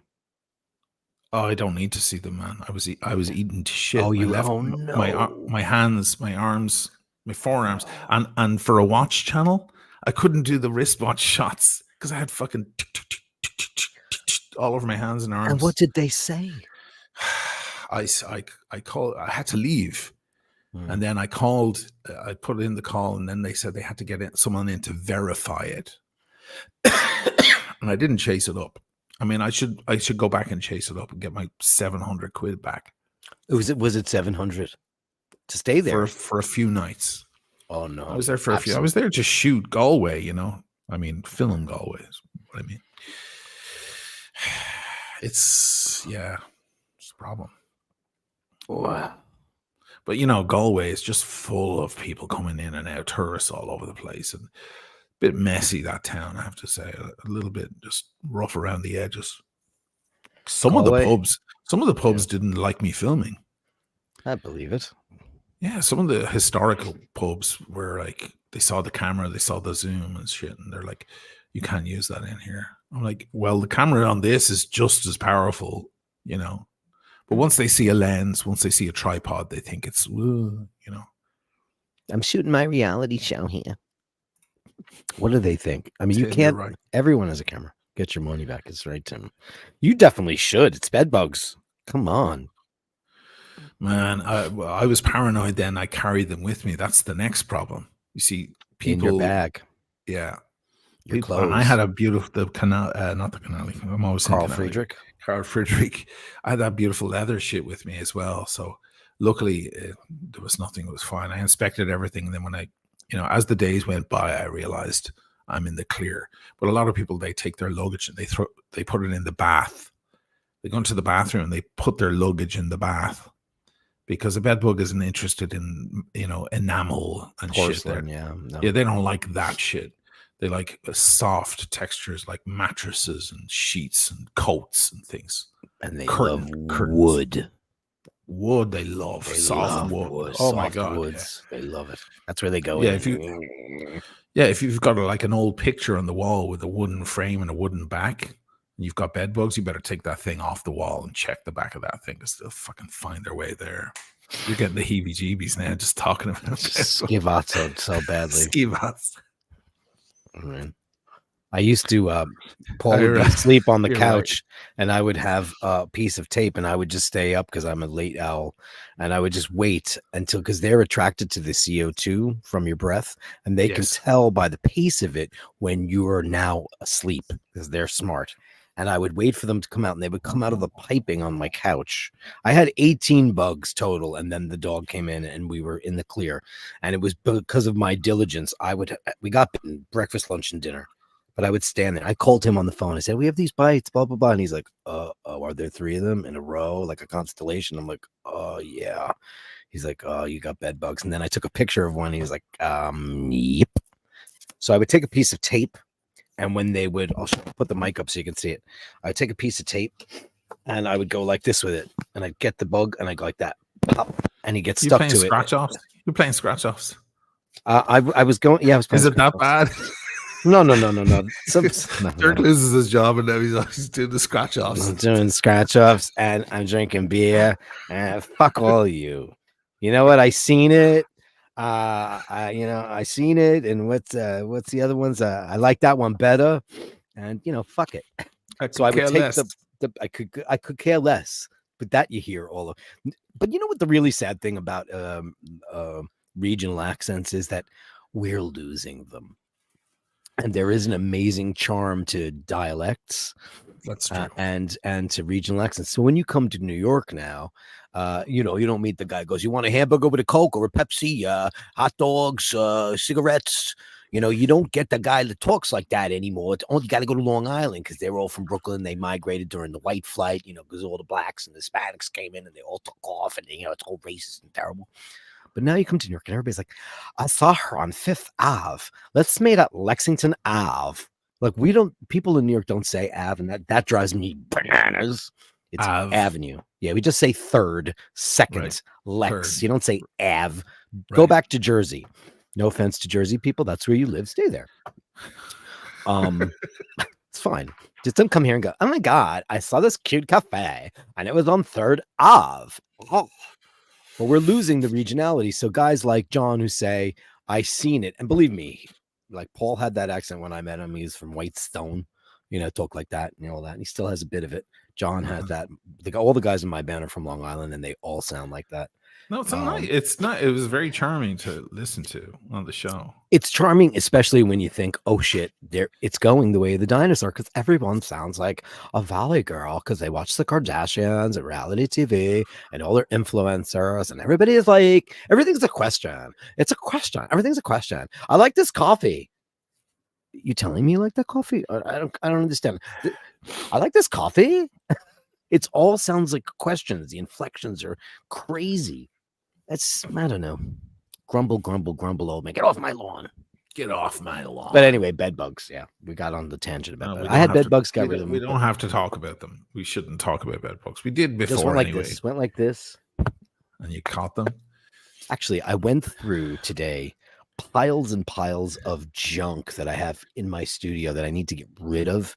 You know, like stuff that's just there. And I found, I don't know, 50 scratch-off tickets, because my family was big into birthdays. We don't buy each other gifts. You just get a bunch of lottery tickets. Lottery I heard tickets. Your accent came out, man. Lottery tickets. You got some lottery tickets. So you get lottery tickets, and this is worth absolutely nothing. This is called Great Eights. I like a scratch-off now and again. I do play the regular lotto if the numbers are good. I do. Why not? Because somebody has to win it. That always makes me laugh, though, and it's everybody plays it when it's billions of dollars, and I'm like, "What? You weren't happy with winning 30 million before? Like now you want to play it because it's billions? It's kind of strange logic, isn't it?" I play the small amounts because I think less people are going to buy. When it's 100 now, they're close to $1 billion now. They're 900 million, 700 million. They're such astronomical numbers. That attracts a lot of attention. You don't want that kind of fucking attention. You want to win the small one. It'll change your life anyway. It'll change your life. You'll be rich, but you won't be famously rich like the winner of the Powerball when it reaches 2 billion. That guy's life is over. He better go fucking live on Mars. Well, I found out something very interesting from an attorney friend of mine, that you can have your attorney claim it for you, and you can keep your name out of the papers. There's a way to do it. Yeah. Oh. But listen, no one needs that kind of money. Take a good chunk of it. Set yourself up. Set your family up. Put some money in the bank. And then Tim, I want $1 billion or nothing, goddammit. He wants $1 billion watches. Tim's really all over the chat. He mustn't be doing a show right now. I better make sure to send over the audience to Tim. Easy E, is this true, Dirk? You only play the New York based games because the Mega and the Powerball are the whole country? I mean, I can only play the ones in New York unless I go to another state and play them. I mean, Mega and Power are countrywide. They're, the reason why they're so big, the pots are so big, is because they're every state plays them. New York's got New York Lotto. That's just for New York people. But nobody in New York ever wins. It's always somebody in some strange Ohio town. Yeah, there's always only the places where the UFOs show up. Last year he was abducted by aliens, and this year he won the lottery.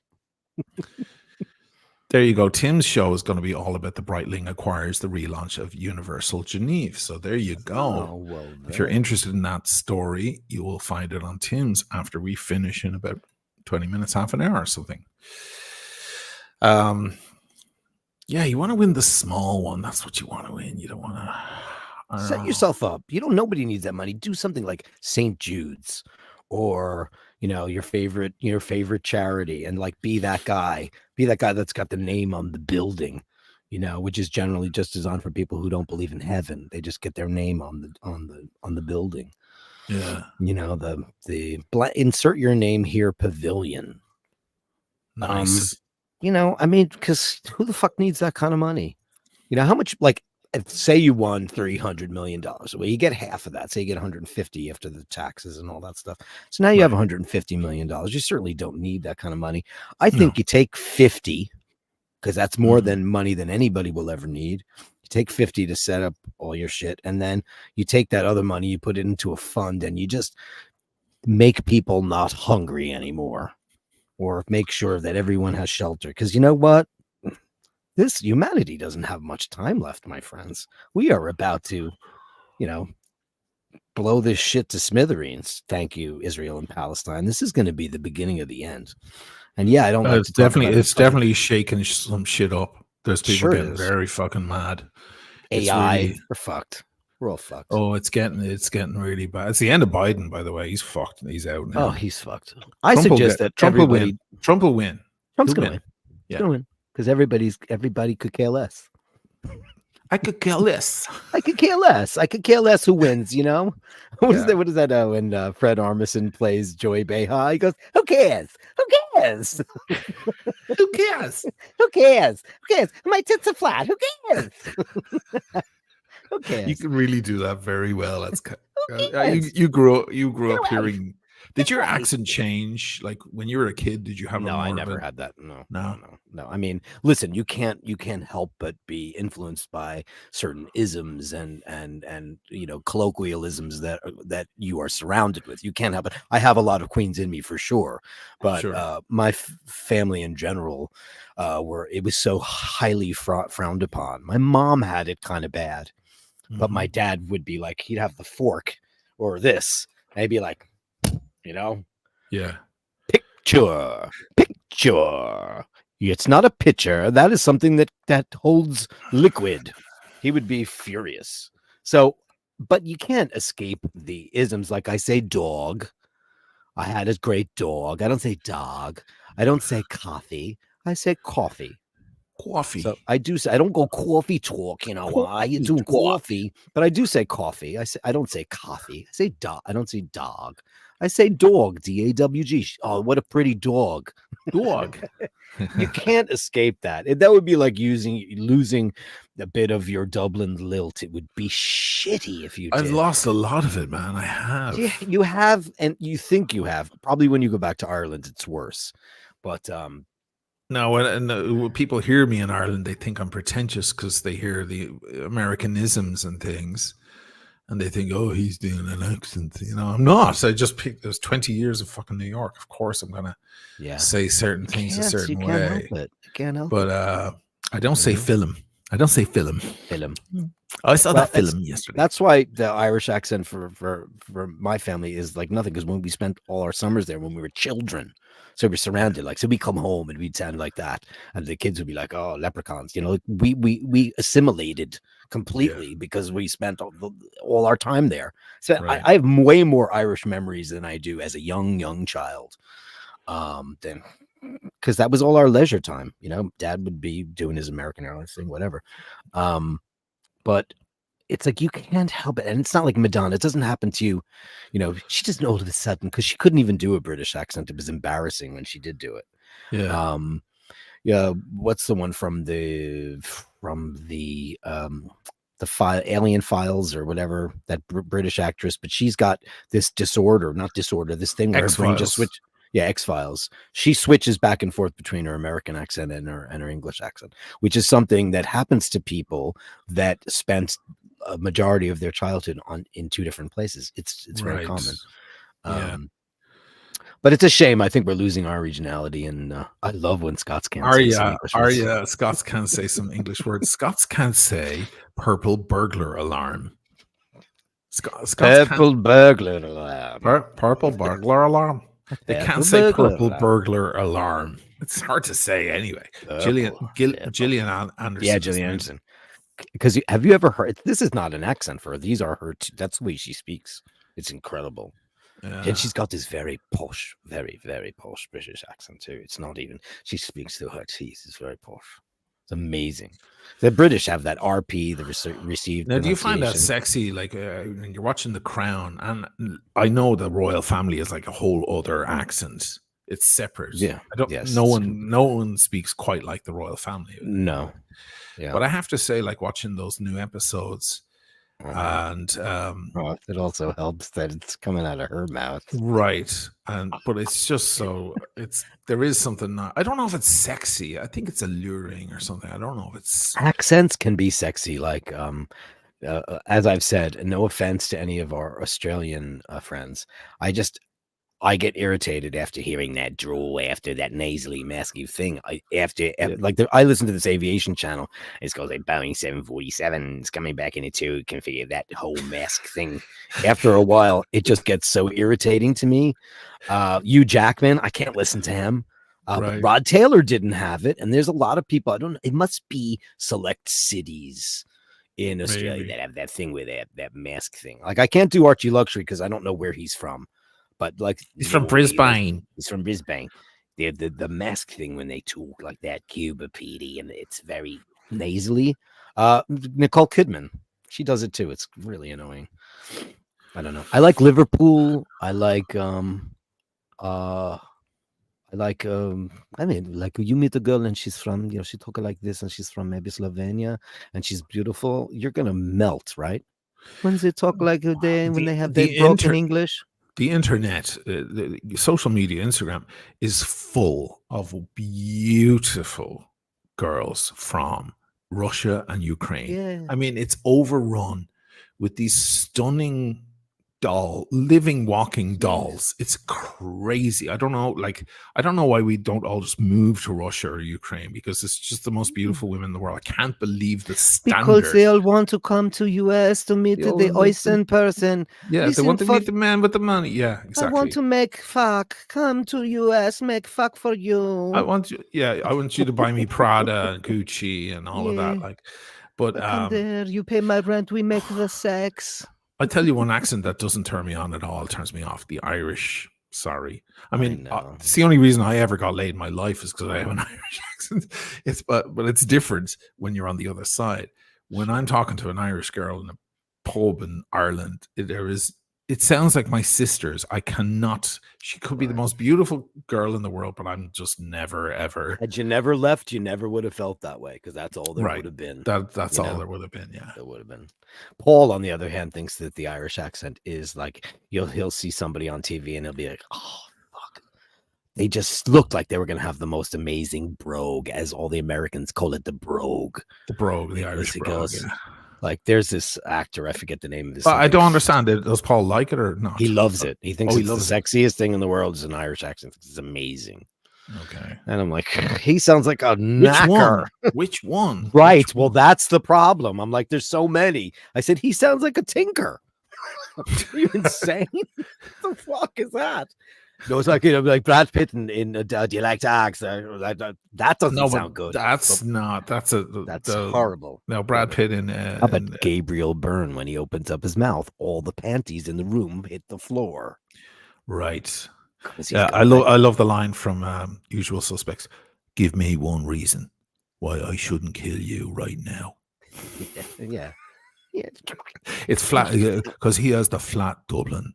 See, I can do it, right? Yeah, I can do it because I grew up around it my whole life, right? So the Dublin thing is there, and it's very flat and very matter of fact, right? Yeah, very matter of fact. Then you got North Side and South Side too, though. And South Side is. Stephen and Paul are going for a pint. Do you want to come for a pint with Stephen and Paul? Pretentious. It's like I'm so glad I'm from the North Side. Yeah. But people think I'm from the South Side because I'm well spoken. Right. Well, because then there are people that we know that are from the North Side that have that North tard, that really heavy. Yeah, there's no THs. There's no tard. Torty tree bus. Torty tree, yeah. Take the Torty tree bus. Yeah. Take the Torty tree, right. Yeah. Yeah. There's that as well. But that's going by the way of the cuckoo bird also. That will be gone in 50 years' time. And there were so many. Shame? No, it's not a shame, because this is the way the world works. It evolves. It is like the English language. It just evolves. Dublin is full of Brazilians right now, and I fucking love it. I love it. I'm like, please all make babies, because you can't tan, and he can, or she can. Like, please mix the DNA. Get to the job straight away, guys, because we need it. This, the Irish are a lot of freckles and a lot of pearly put together faces and stuff. I'm sorry, but it's like mix. Come on, do it. Shuffle the deck. That's how it turns out. I read a lot about genetics, and here's the funny thing about genetics. It's mathematics. Okay, so here's an interesting fact. If every couple in the world from today only had 2 children, but didn't have 1 or 0 or 9, everyone had 2. No one had any less or any more. Everyone had 2. In 100 years, we'd all look the same. Hmm. 150 years, we'd all look the same.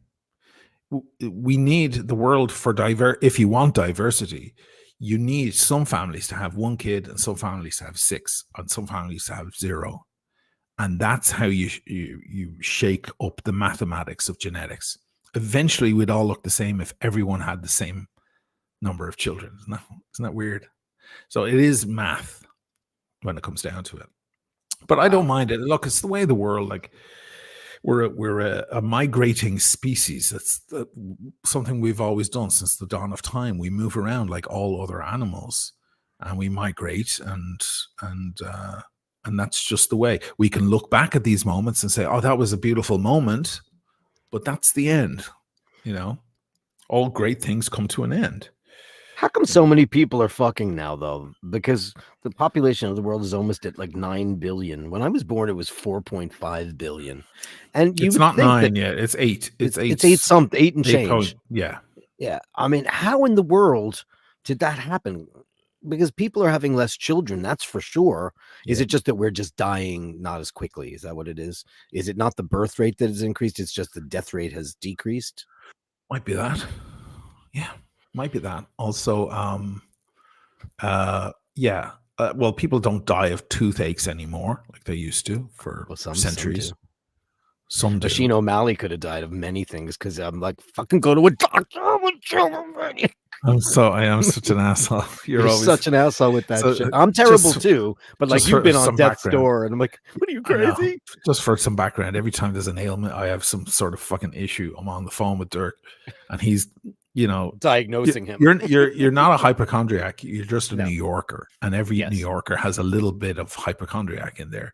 You've got all the pills in the world. I'm sure your medicine cabinet is like a library, right? It's classic New Yorker shit. I dated a New York Jewish girl years ago, and her bag, her handbag had more drugs in it than most houses have. She had a pill for everything. It's such a New York thing. So this is what happens, guys. I'm ill. There's something wrong. I don't know what's going on. And Dirk has got like, so are you going to go to the doctor? Are you going to go to the hospital? Can you please just go to the hospital? Can you go now, please? And I'm like, I'll wait and see. I'll wait and see. Such a dick. The vaccine conversation we had, because he's got a little bit of red tape because even though you're an EU citizen and all that stuff, but like they have Italy is the capital of the red tape. Yes. But I was like just begging him to get the vaccination because I'm not an anti-vaxxer. And every single time he was about to go, he'd get COVID. I'm not every time. Either. I just never got I never got a vaccine. Isn't that weird? How many people do you know? Getting it this year. Right. But how many people do you know who never got even one shot? I don't know many. I don't know. Oh, I do know a couple of like super anti-vaxxers. The anti-vaxxers, yeah. Right. But I have swallowed a bit of the Kool-Aid because now certain people I know who have ailments. I have had 5 vaccines thus far. I am 5. Wow. I've had 5. I'm not planning on getting this year's. I might get the flu shot. I'm just, maybe the jury is out. I hope I don't wind up catching COVID and dropping dead, but I've got 5 RNA vaccines in my body doing whatever they're doing. I don't know if I need this Jumpstart for the next one, but the last one knocked me on my hole. I mean, I had never had a reaction to a vaccine. That one, I was in bed for a week because it was so fucking bad. Hunter never got it, and neither did Boy. Yeah. What's that name? I can't. Boise Utes. No vaccine. Yeah. I mean, listen, your body, your choice, people. Tobster McDonkey's in here. Did you get the vaccine? I'd be curious to find out if you ever got vaccinated. Yeah, because he's usually kind of on the on the right. He's been my new best friend on my shows. He's been great. We've been getting along really well. If it weren't for penicillin, that's the greatest line ever in the Woody Allen movie. She goes, "The Belle Epoque." What was the name of that movie? Midnight in Paris.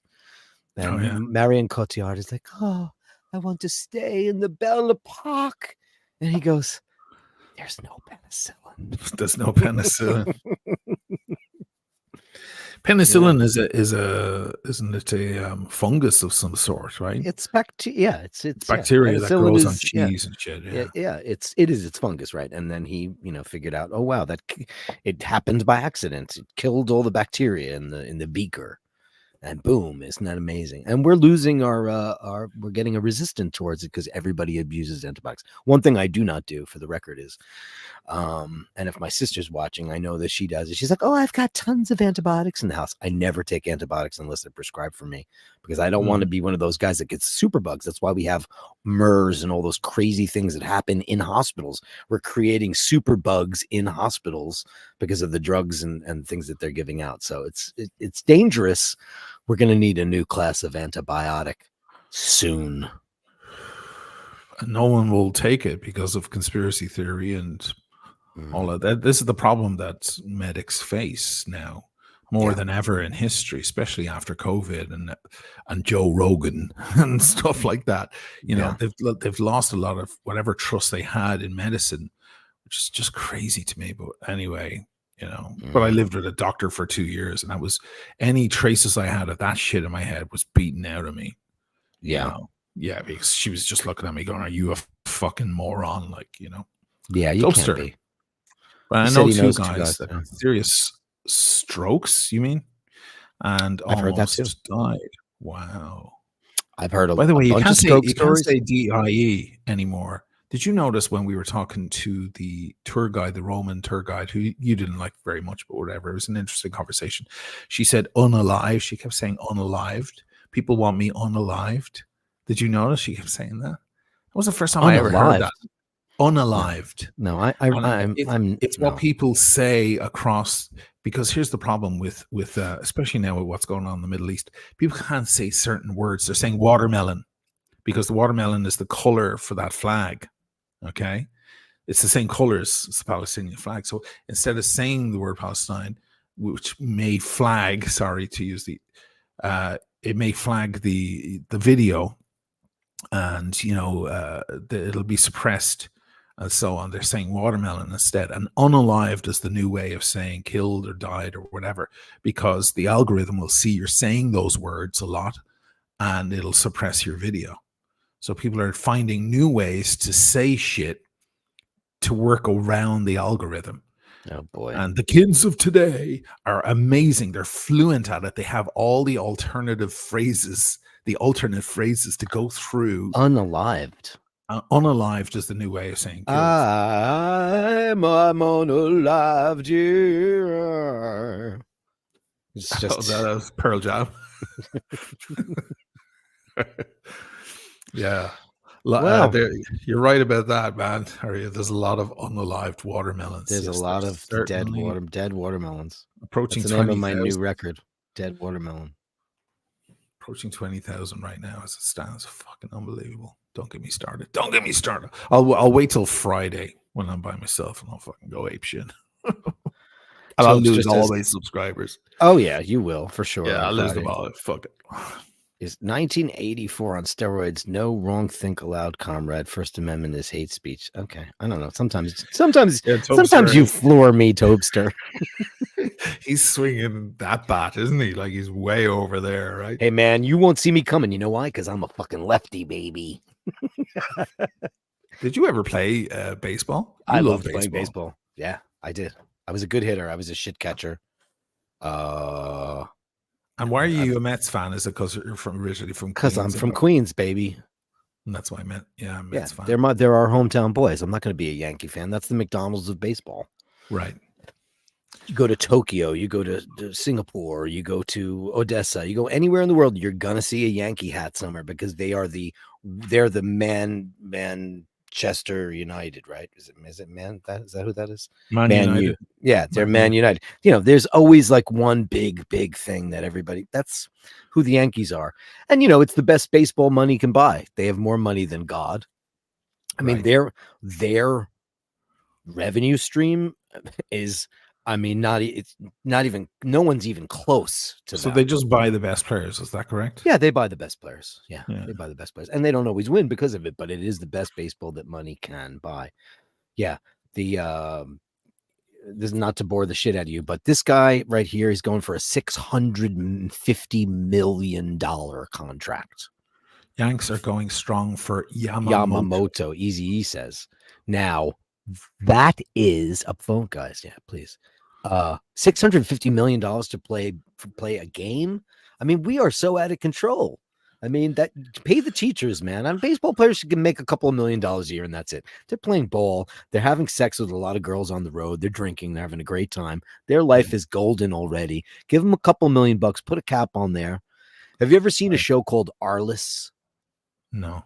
There was a show. It predated Jerry Maguire. It was about a sports agent, but it was about one particular guy named Scott Boras, who is the biggest sports agent in the world, and he's the guy that catapulted salaries of American athletes from the normal rich range to the astronomical. That's not foreign to Europeans because we're very used to the soccer thing, and the soccer heroes they get gazillions of dollars. Sure, they certainly do now. Beckham, who's this guy? Othani, Christopher Negroni. He got 700 million. Yeah, he did. That's just recently too. The other day. It's incredible. Yeah, it's the biggest contract in the history of the world. I think. Did a soccer player get a bigger one? Who's the biggest? You guys all know the score. What's the biggest? Ronaldo. I mean, the fucking. But that was too long ago, though. And I mean, I remember that Beckham went over to play with the LA, whatever the fuck they were, and everyone was laughing because it's like LA soccer, like that's a joke. Nobody cares about that. But everyone knew that it was crazy money that they gave him. It was a retirement. It was like a singer going to Vegas. It was Adele just going to Vegas and doing the lazy job and just playing gigs in Vegas. That's where artists go to die, in my opinion. Die with their millions, but die nonetheless.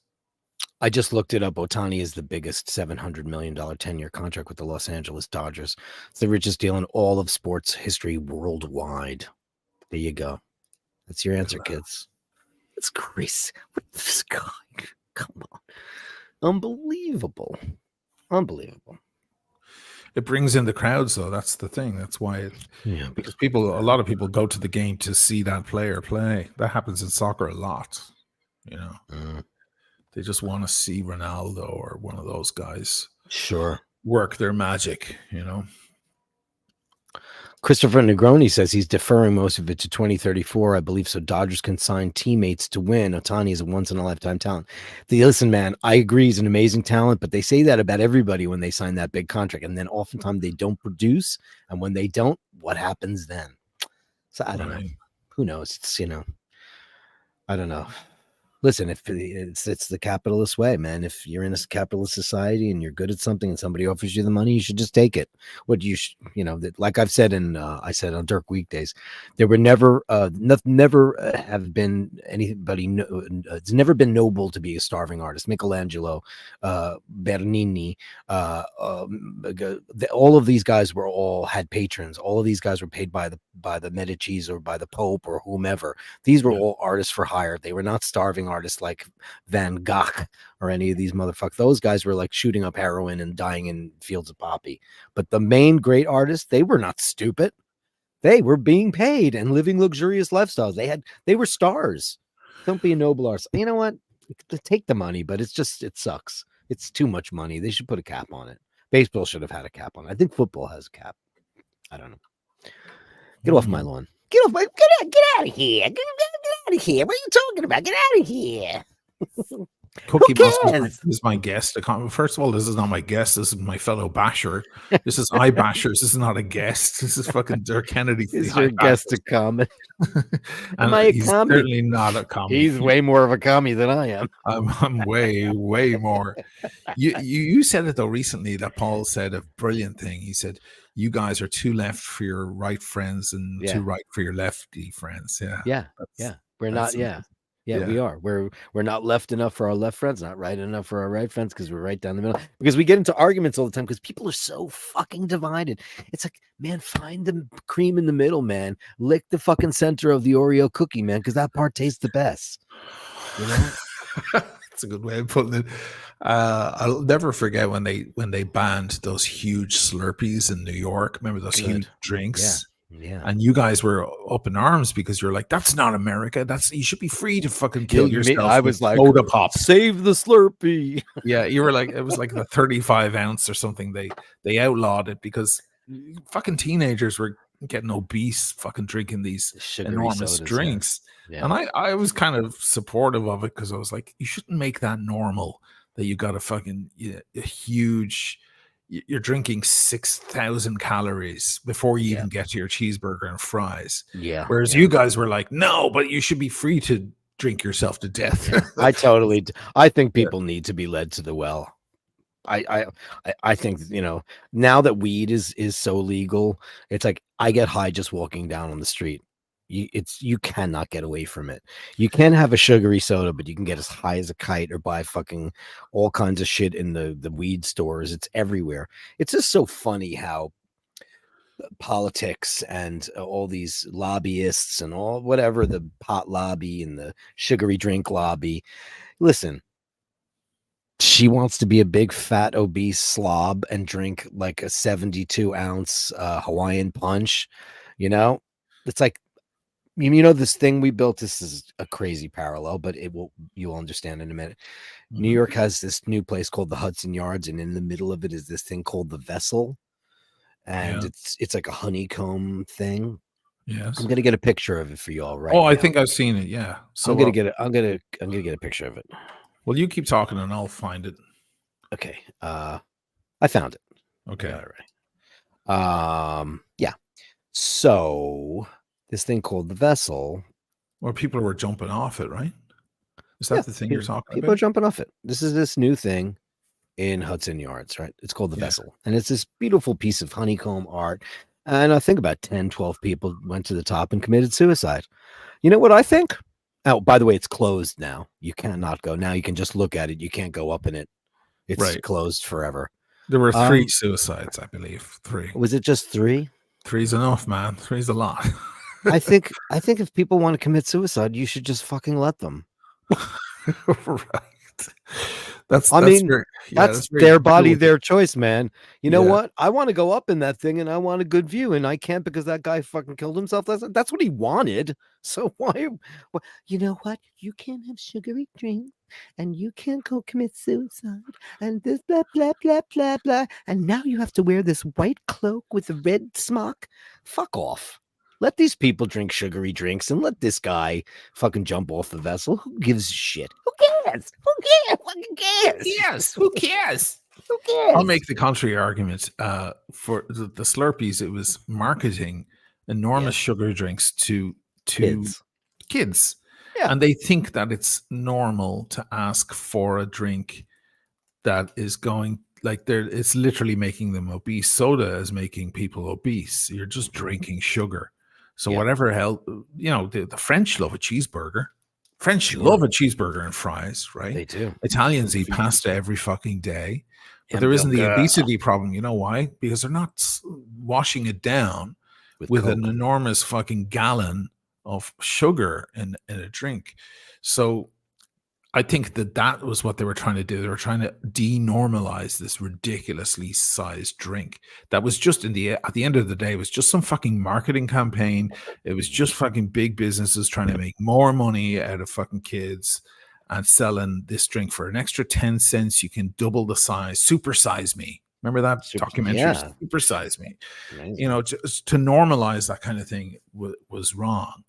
So I'm somewhere in the middle there.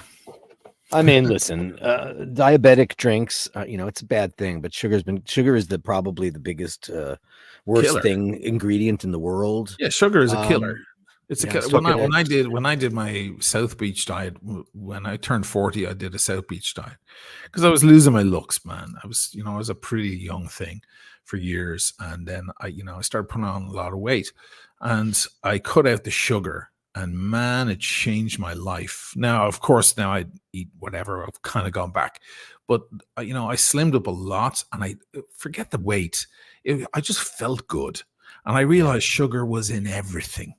Yeah. It was in it. I had to look at, the ingredients of everything in the store and see if there was sugar. And I realized sugar is everywhere, and trying It's to avoid everywhere. it is really, really hard. And when I did figure out how to avoid it, I felt great. And Mhm. I was in good shape, and I ate well. I ate lots of great food. I just avoided sugary things. I mean, even carrots have sugar, and I avoided those. But there was I certainly no never make soda. carrots, and I love them. They're so good. When I like carrots when they're fucking raw. You peel them and they're cold and they're raw and they're crunchy and you just eat them. I don't like carrots in a thing. Like Christmas, I'm going to make a turkey and it's going to have carrots and celery and all sorts of things underneath it as a base, and they'll be there, but I won't be going crazy on them. I find them to be extremely strong taste, like very tart, and when they're cooked, they're very tart and sugary. I love those You steakhouse like that though? carrots, the ones that are caramelized and, oh god. I never eat carrots, but I love them when you go to a steakhouse and they're a side you can get with the cream spinach and, the gorgeous mashed. Yeah, you They'll like everything in the steakhouse except for the steak. Yeah, I love all the sides. I made Brussels sprouts from hell last night. They came out gorgeous. Brussels sprouts are, Yeah, yeah, when they're done well, they're so good. But yeah. I grew up on boiled Brussels sprouts, and I they know, were they're hell worst. on earth. They were hell on Well, earth. because everything in Ireland was boiled back then. The Yeah, cuisine in Ireland didn't really get it. it was like eating a Yeah, bar of soap. It was yes, just it and the was smell of it. Oh, the the yeah sewage. you stick those things in the pot, and the next day you open the pot, and it smells like everyone The whole farted in the yeah, house. just Yeah, one big farty house. it's just Yeah, where then I moved to America, and I discovered roasted mhm. Brussels sprouts That's what I with did. Parmesan cheese on them and shit. Garlic, Parmesan, and balsamic reduction. That's what I did yesterday. They came out sick. Paul Yeah. won't eat them. He thinks they're grotesque. People don't like them. You go have your steak. Who cares? I'm gonna have my Brussels. Who cares? Who cares? It's Anya going through menopause. Who cares? I like those roasted ones better. Yeah, Fred Armisen, that guy. I just look at him and laugh. He just makes me laugh. That guy. Everything that guy does. He's like Boiled Kristen cabbage. Wiig. Oh, John boiled Malone cabbage. boiled cabbages. Oh god, that's rough. That's fucking Everything's rough. in one pot too. You just put the meat, you put the ham in there, you put the cabbage in there, potatoes, everything's in the carrots, the whole thing in the big boil. Blah. There's a thing we have in Dublin. It's a very Dublin food, old traditional. It's called coddle, Yeah, which is boiled, but it's like sausages and bacon and spuds and yeah, all sorts of things. And it was actually really a soupy kind of food. It was really good for the winter months. Coddle. yeah, because it coddles you. Right? Because it coddles you, or it must Yeah. be something to do with it. It's a very, very Dublin thing. We used to love it though. When my ma would make it, we'd be like, "Oh, lovely coddle." It was kind of salty, and Yeah. it was a lot of stuff. And the sausages looked like little penises, because they're all boiled, Ugh. But no, it was tasty. And the spuds, man. I don't eat potatoes much anymore, but I can eat potatoes all day long. It's definitely the Irish in me. You stick a plate of potatoes, I'll just fucking eat them all. I won't feel tired. I won't feel weird. I just No. ate a shitload of carbs and starch, and I just keep on walking. Pasta knocks me out. Potatoes don't. I don't know why. Because it's Because not. you're It's Irish. natural. Yeah. I don't make potatoes very often, but when I do, I go on little. Like I made potatoes 3 times this week. Made baked last night. I made mashed the other day. Just I go on a potato tear. I couldn't find Idaho potatoes, the real good russet. So I bought the Yukon Gold, and they were too waxy for mashed. They were just the consistency was all wrong. I was But very the way unhappy we with did them. it in Ireland for years, the bag of potatoes and bag of coal at the back. Right. And on the shed, the big Yeah. bag of coal for the fire, and the equal size Yeah, giant bag. 4 stone. It was 4 stone in weight. I don't know how many kilos that is. It was a huge, giant, Yeah. 4 foot tall bag of spuds. That's how many It's spuds enormous. we would eat. Yeah. Yeah. It's a lot of spuds we would consume. So I suppose it was just built in. I was a good bashers. 'Twas. We bashed a bit. Yeah, we did a bit of bashing. These are my favorite bashers when it's just like a fucking phone call that we have, relaxed format. It's what I always dreamed about.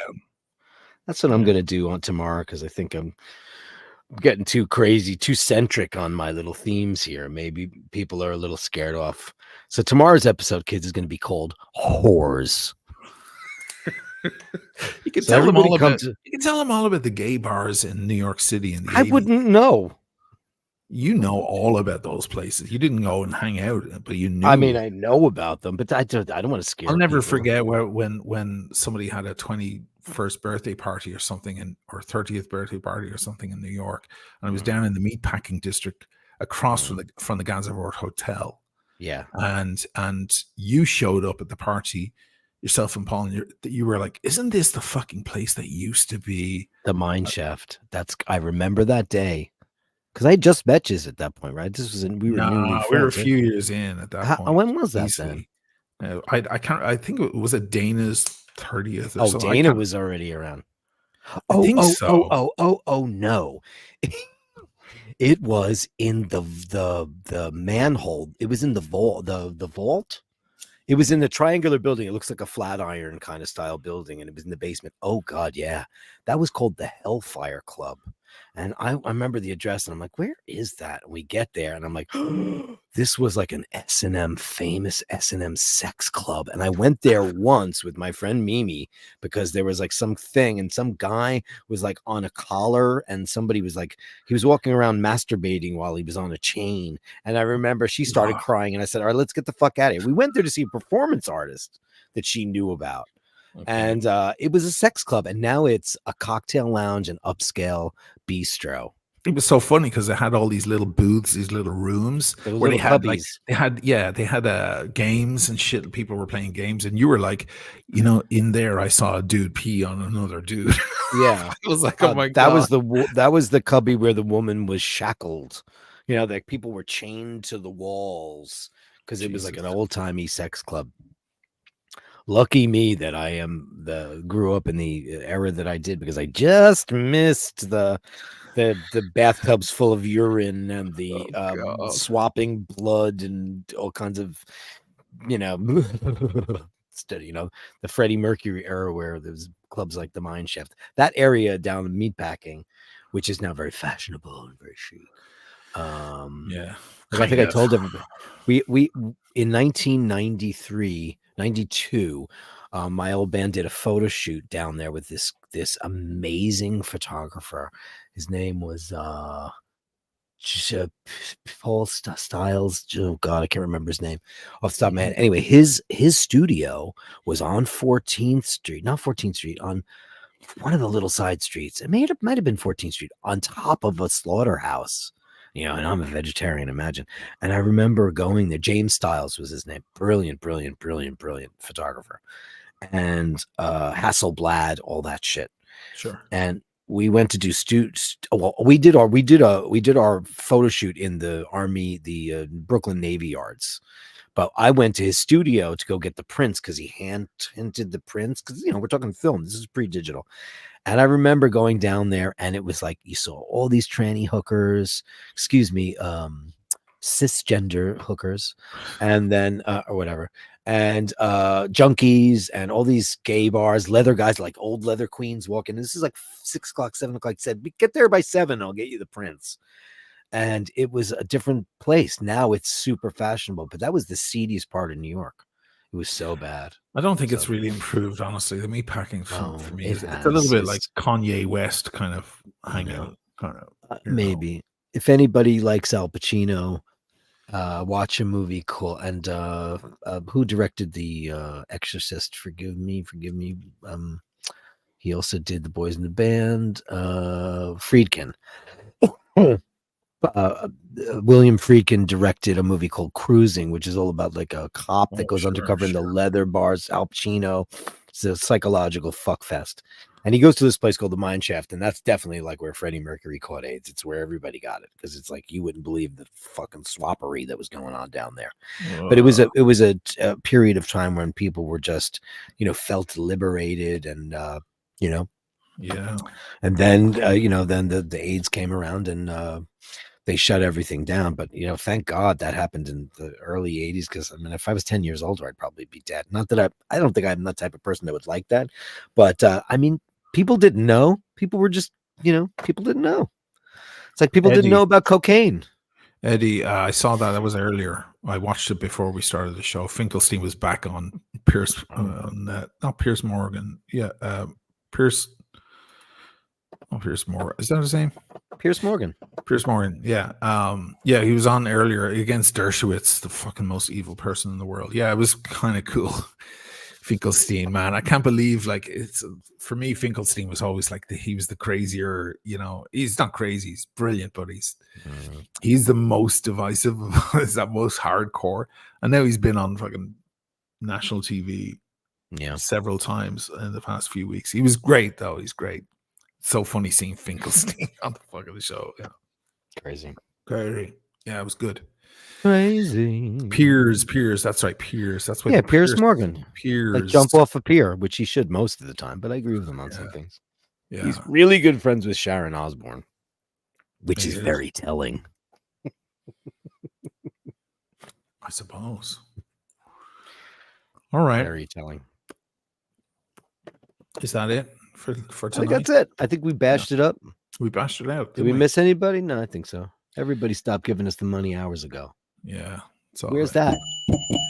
Can I be like Archie? Super chat, super chat, super chat, super chat. All super chats go to Dirk. Mind you, I just got my bill for a StreamYard, the thing we're using right now. I get it every year. It's got to go back into that. 580 or 480 bucks. I keep forgetting that I have, like, I bought the top level of StreamYard, so I wouldn't have to deal with any of the problems.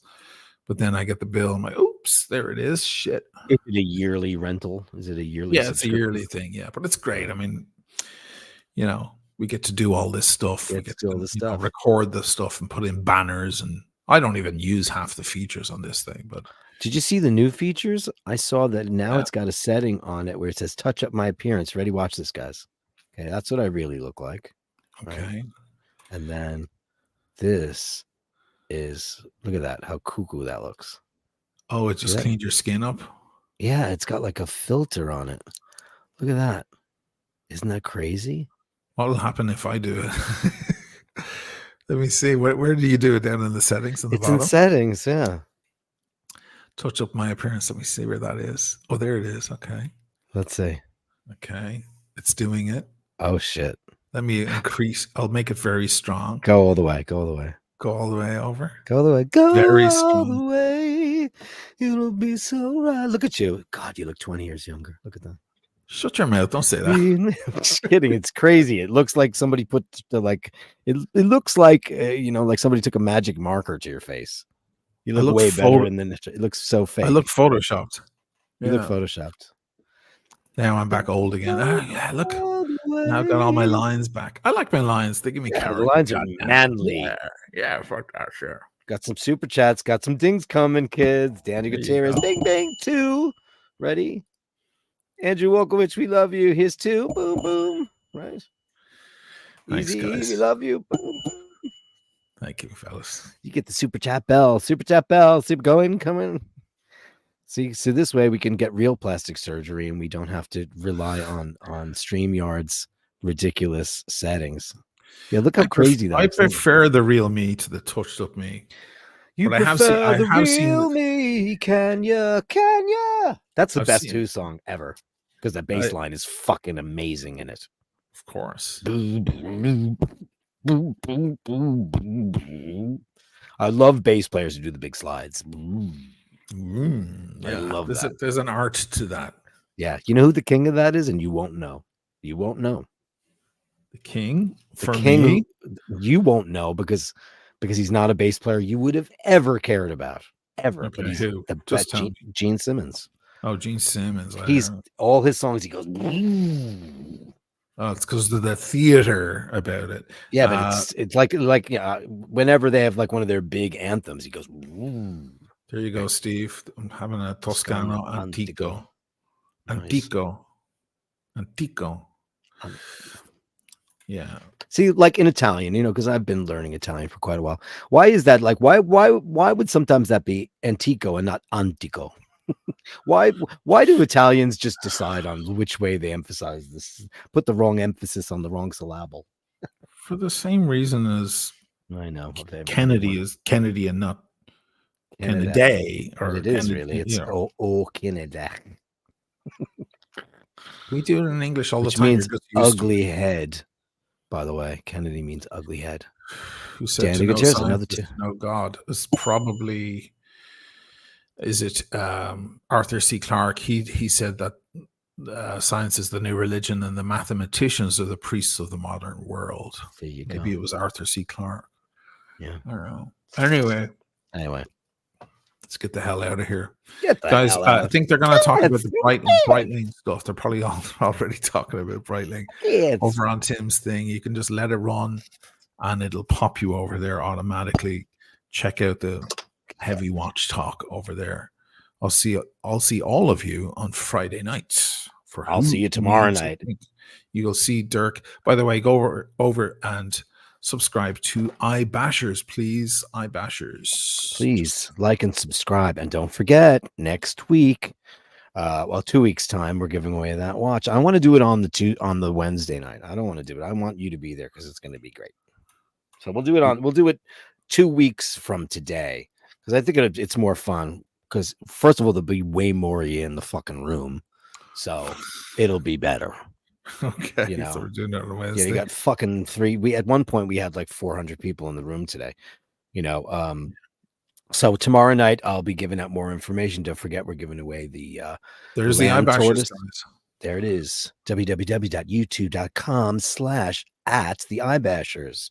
Yeah, giving away that beautiful Seiko. So come on down. So tomorrow the subject matter is whores, and question mark is like, are you one? Come on in.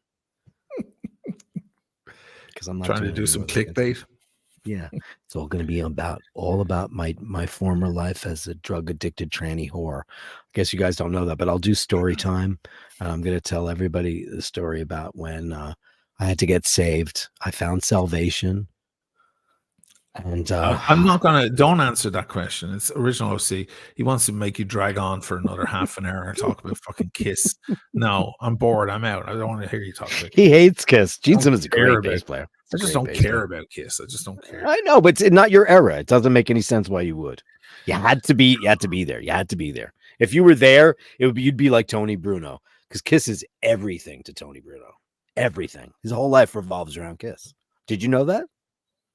You've mentioned it before. I mean, it's like I sat down with this is a very well-respected musician in the local area, and he's worked extensively with the guys in Mr. North, and he wouldn't know because Kiss didn't exist to Sheen and his brother. But Rush did. Actually, I have Kiss to thank for Rush because you do. Yeah, Kiss is responsible for taking them out on the road, and exactly. Yeah. Kiss has always been very. I just find it to be kind of childish music and kind of theater and silly. Sure, it is. It's all that. It is. Yeah, it's all that. You're not wrong. Rock. It's not rock. It's not metal. It's rock and roll. It's fun, rock happy. And roll. Fun, happy. It's rock and roll. It's Chuck Berry rock and roll. With pyrotechnics and And Ace Frehley was a great guitar player for about 5 years. And it's a thing, man. It's a thing. It's a thing that happened to you. Trying to fuck me up there. Look at fucker. Didn't happen to you. Okay, I'm gonna send you. We can talk about all this shit tomorrow. Hey, OC, come on the show tomorrow night, okay? I'll call the show "Kiss My Ass." Come on the show tomorrow. There you go. Kiss my ass. There's a good one. Kiss my ass. Okay. I might go over to Tim's as well to have a chat about that stuff as well. I want to know what's going on with Breitling. Yeah. So I'll see you guys over there. Take it easy. It was a good bash. It was great. Good shit, man. See you soon, guys.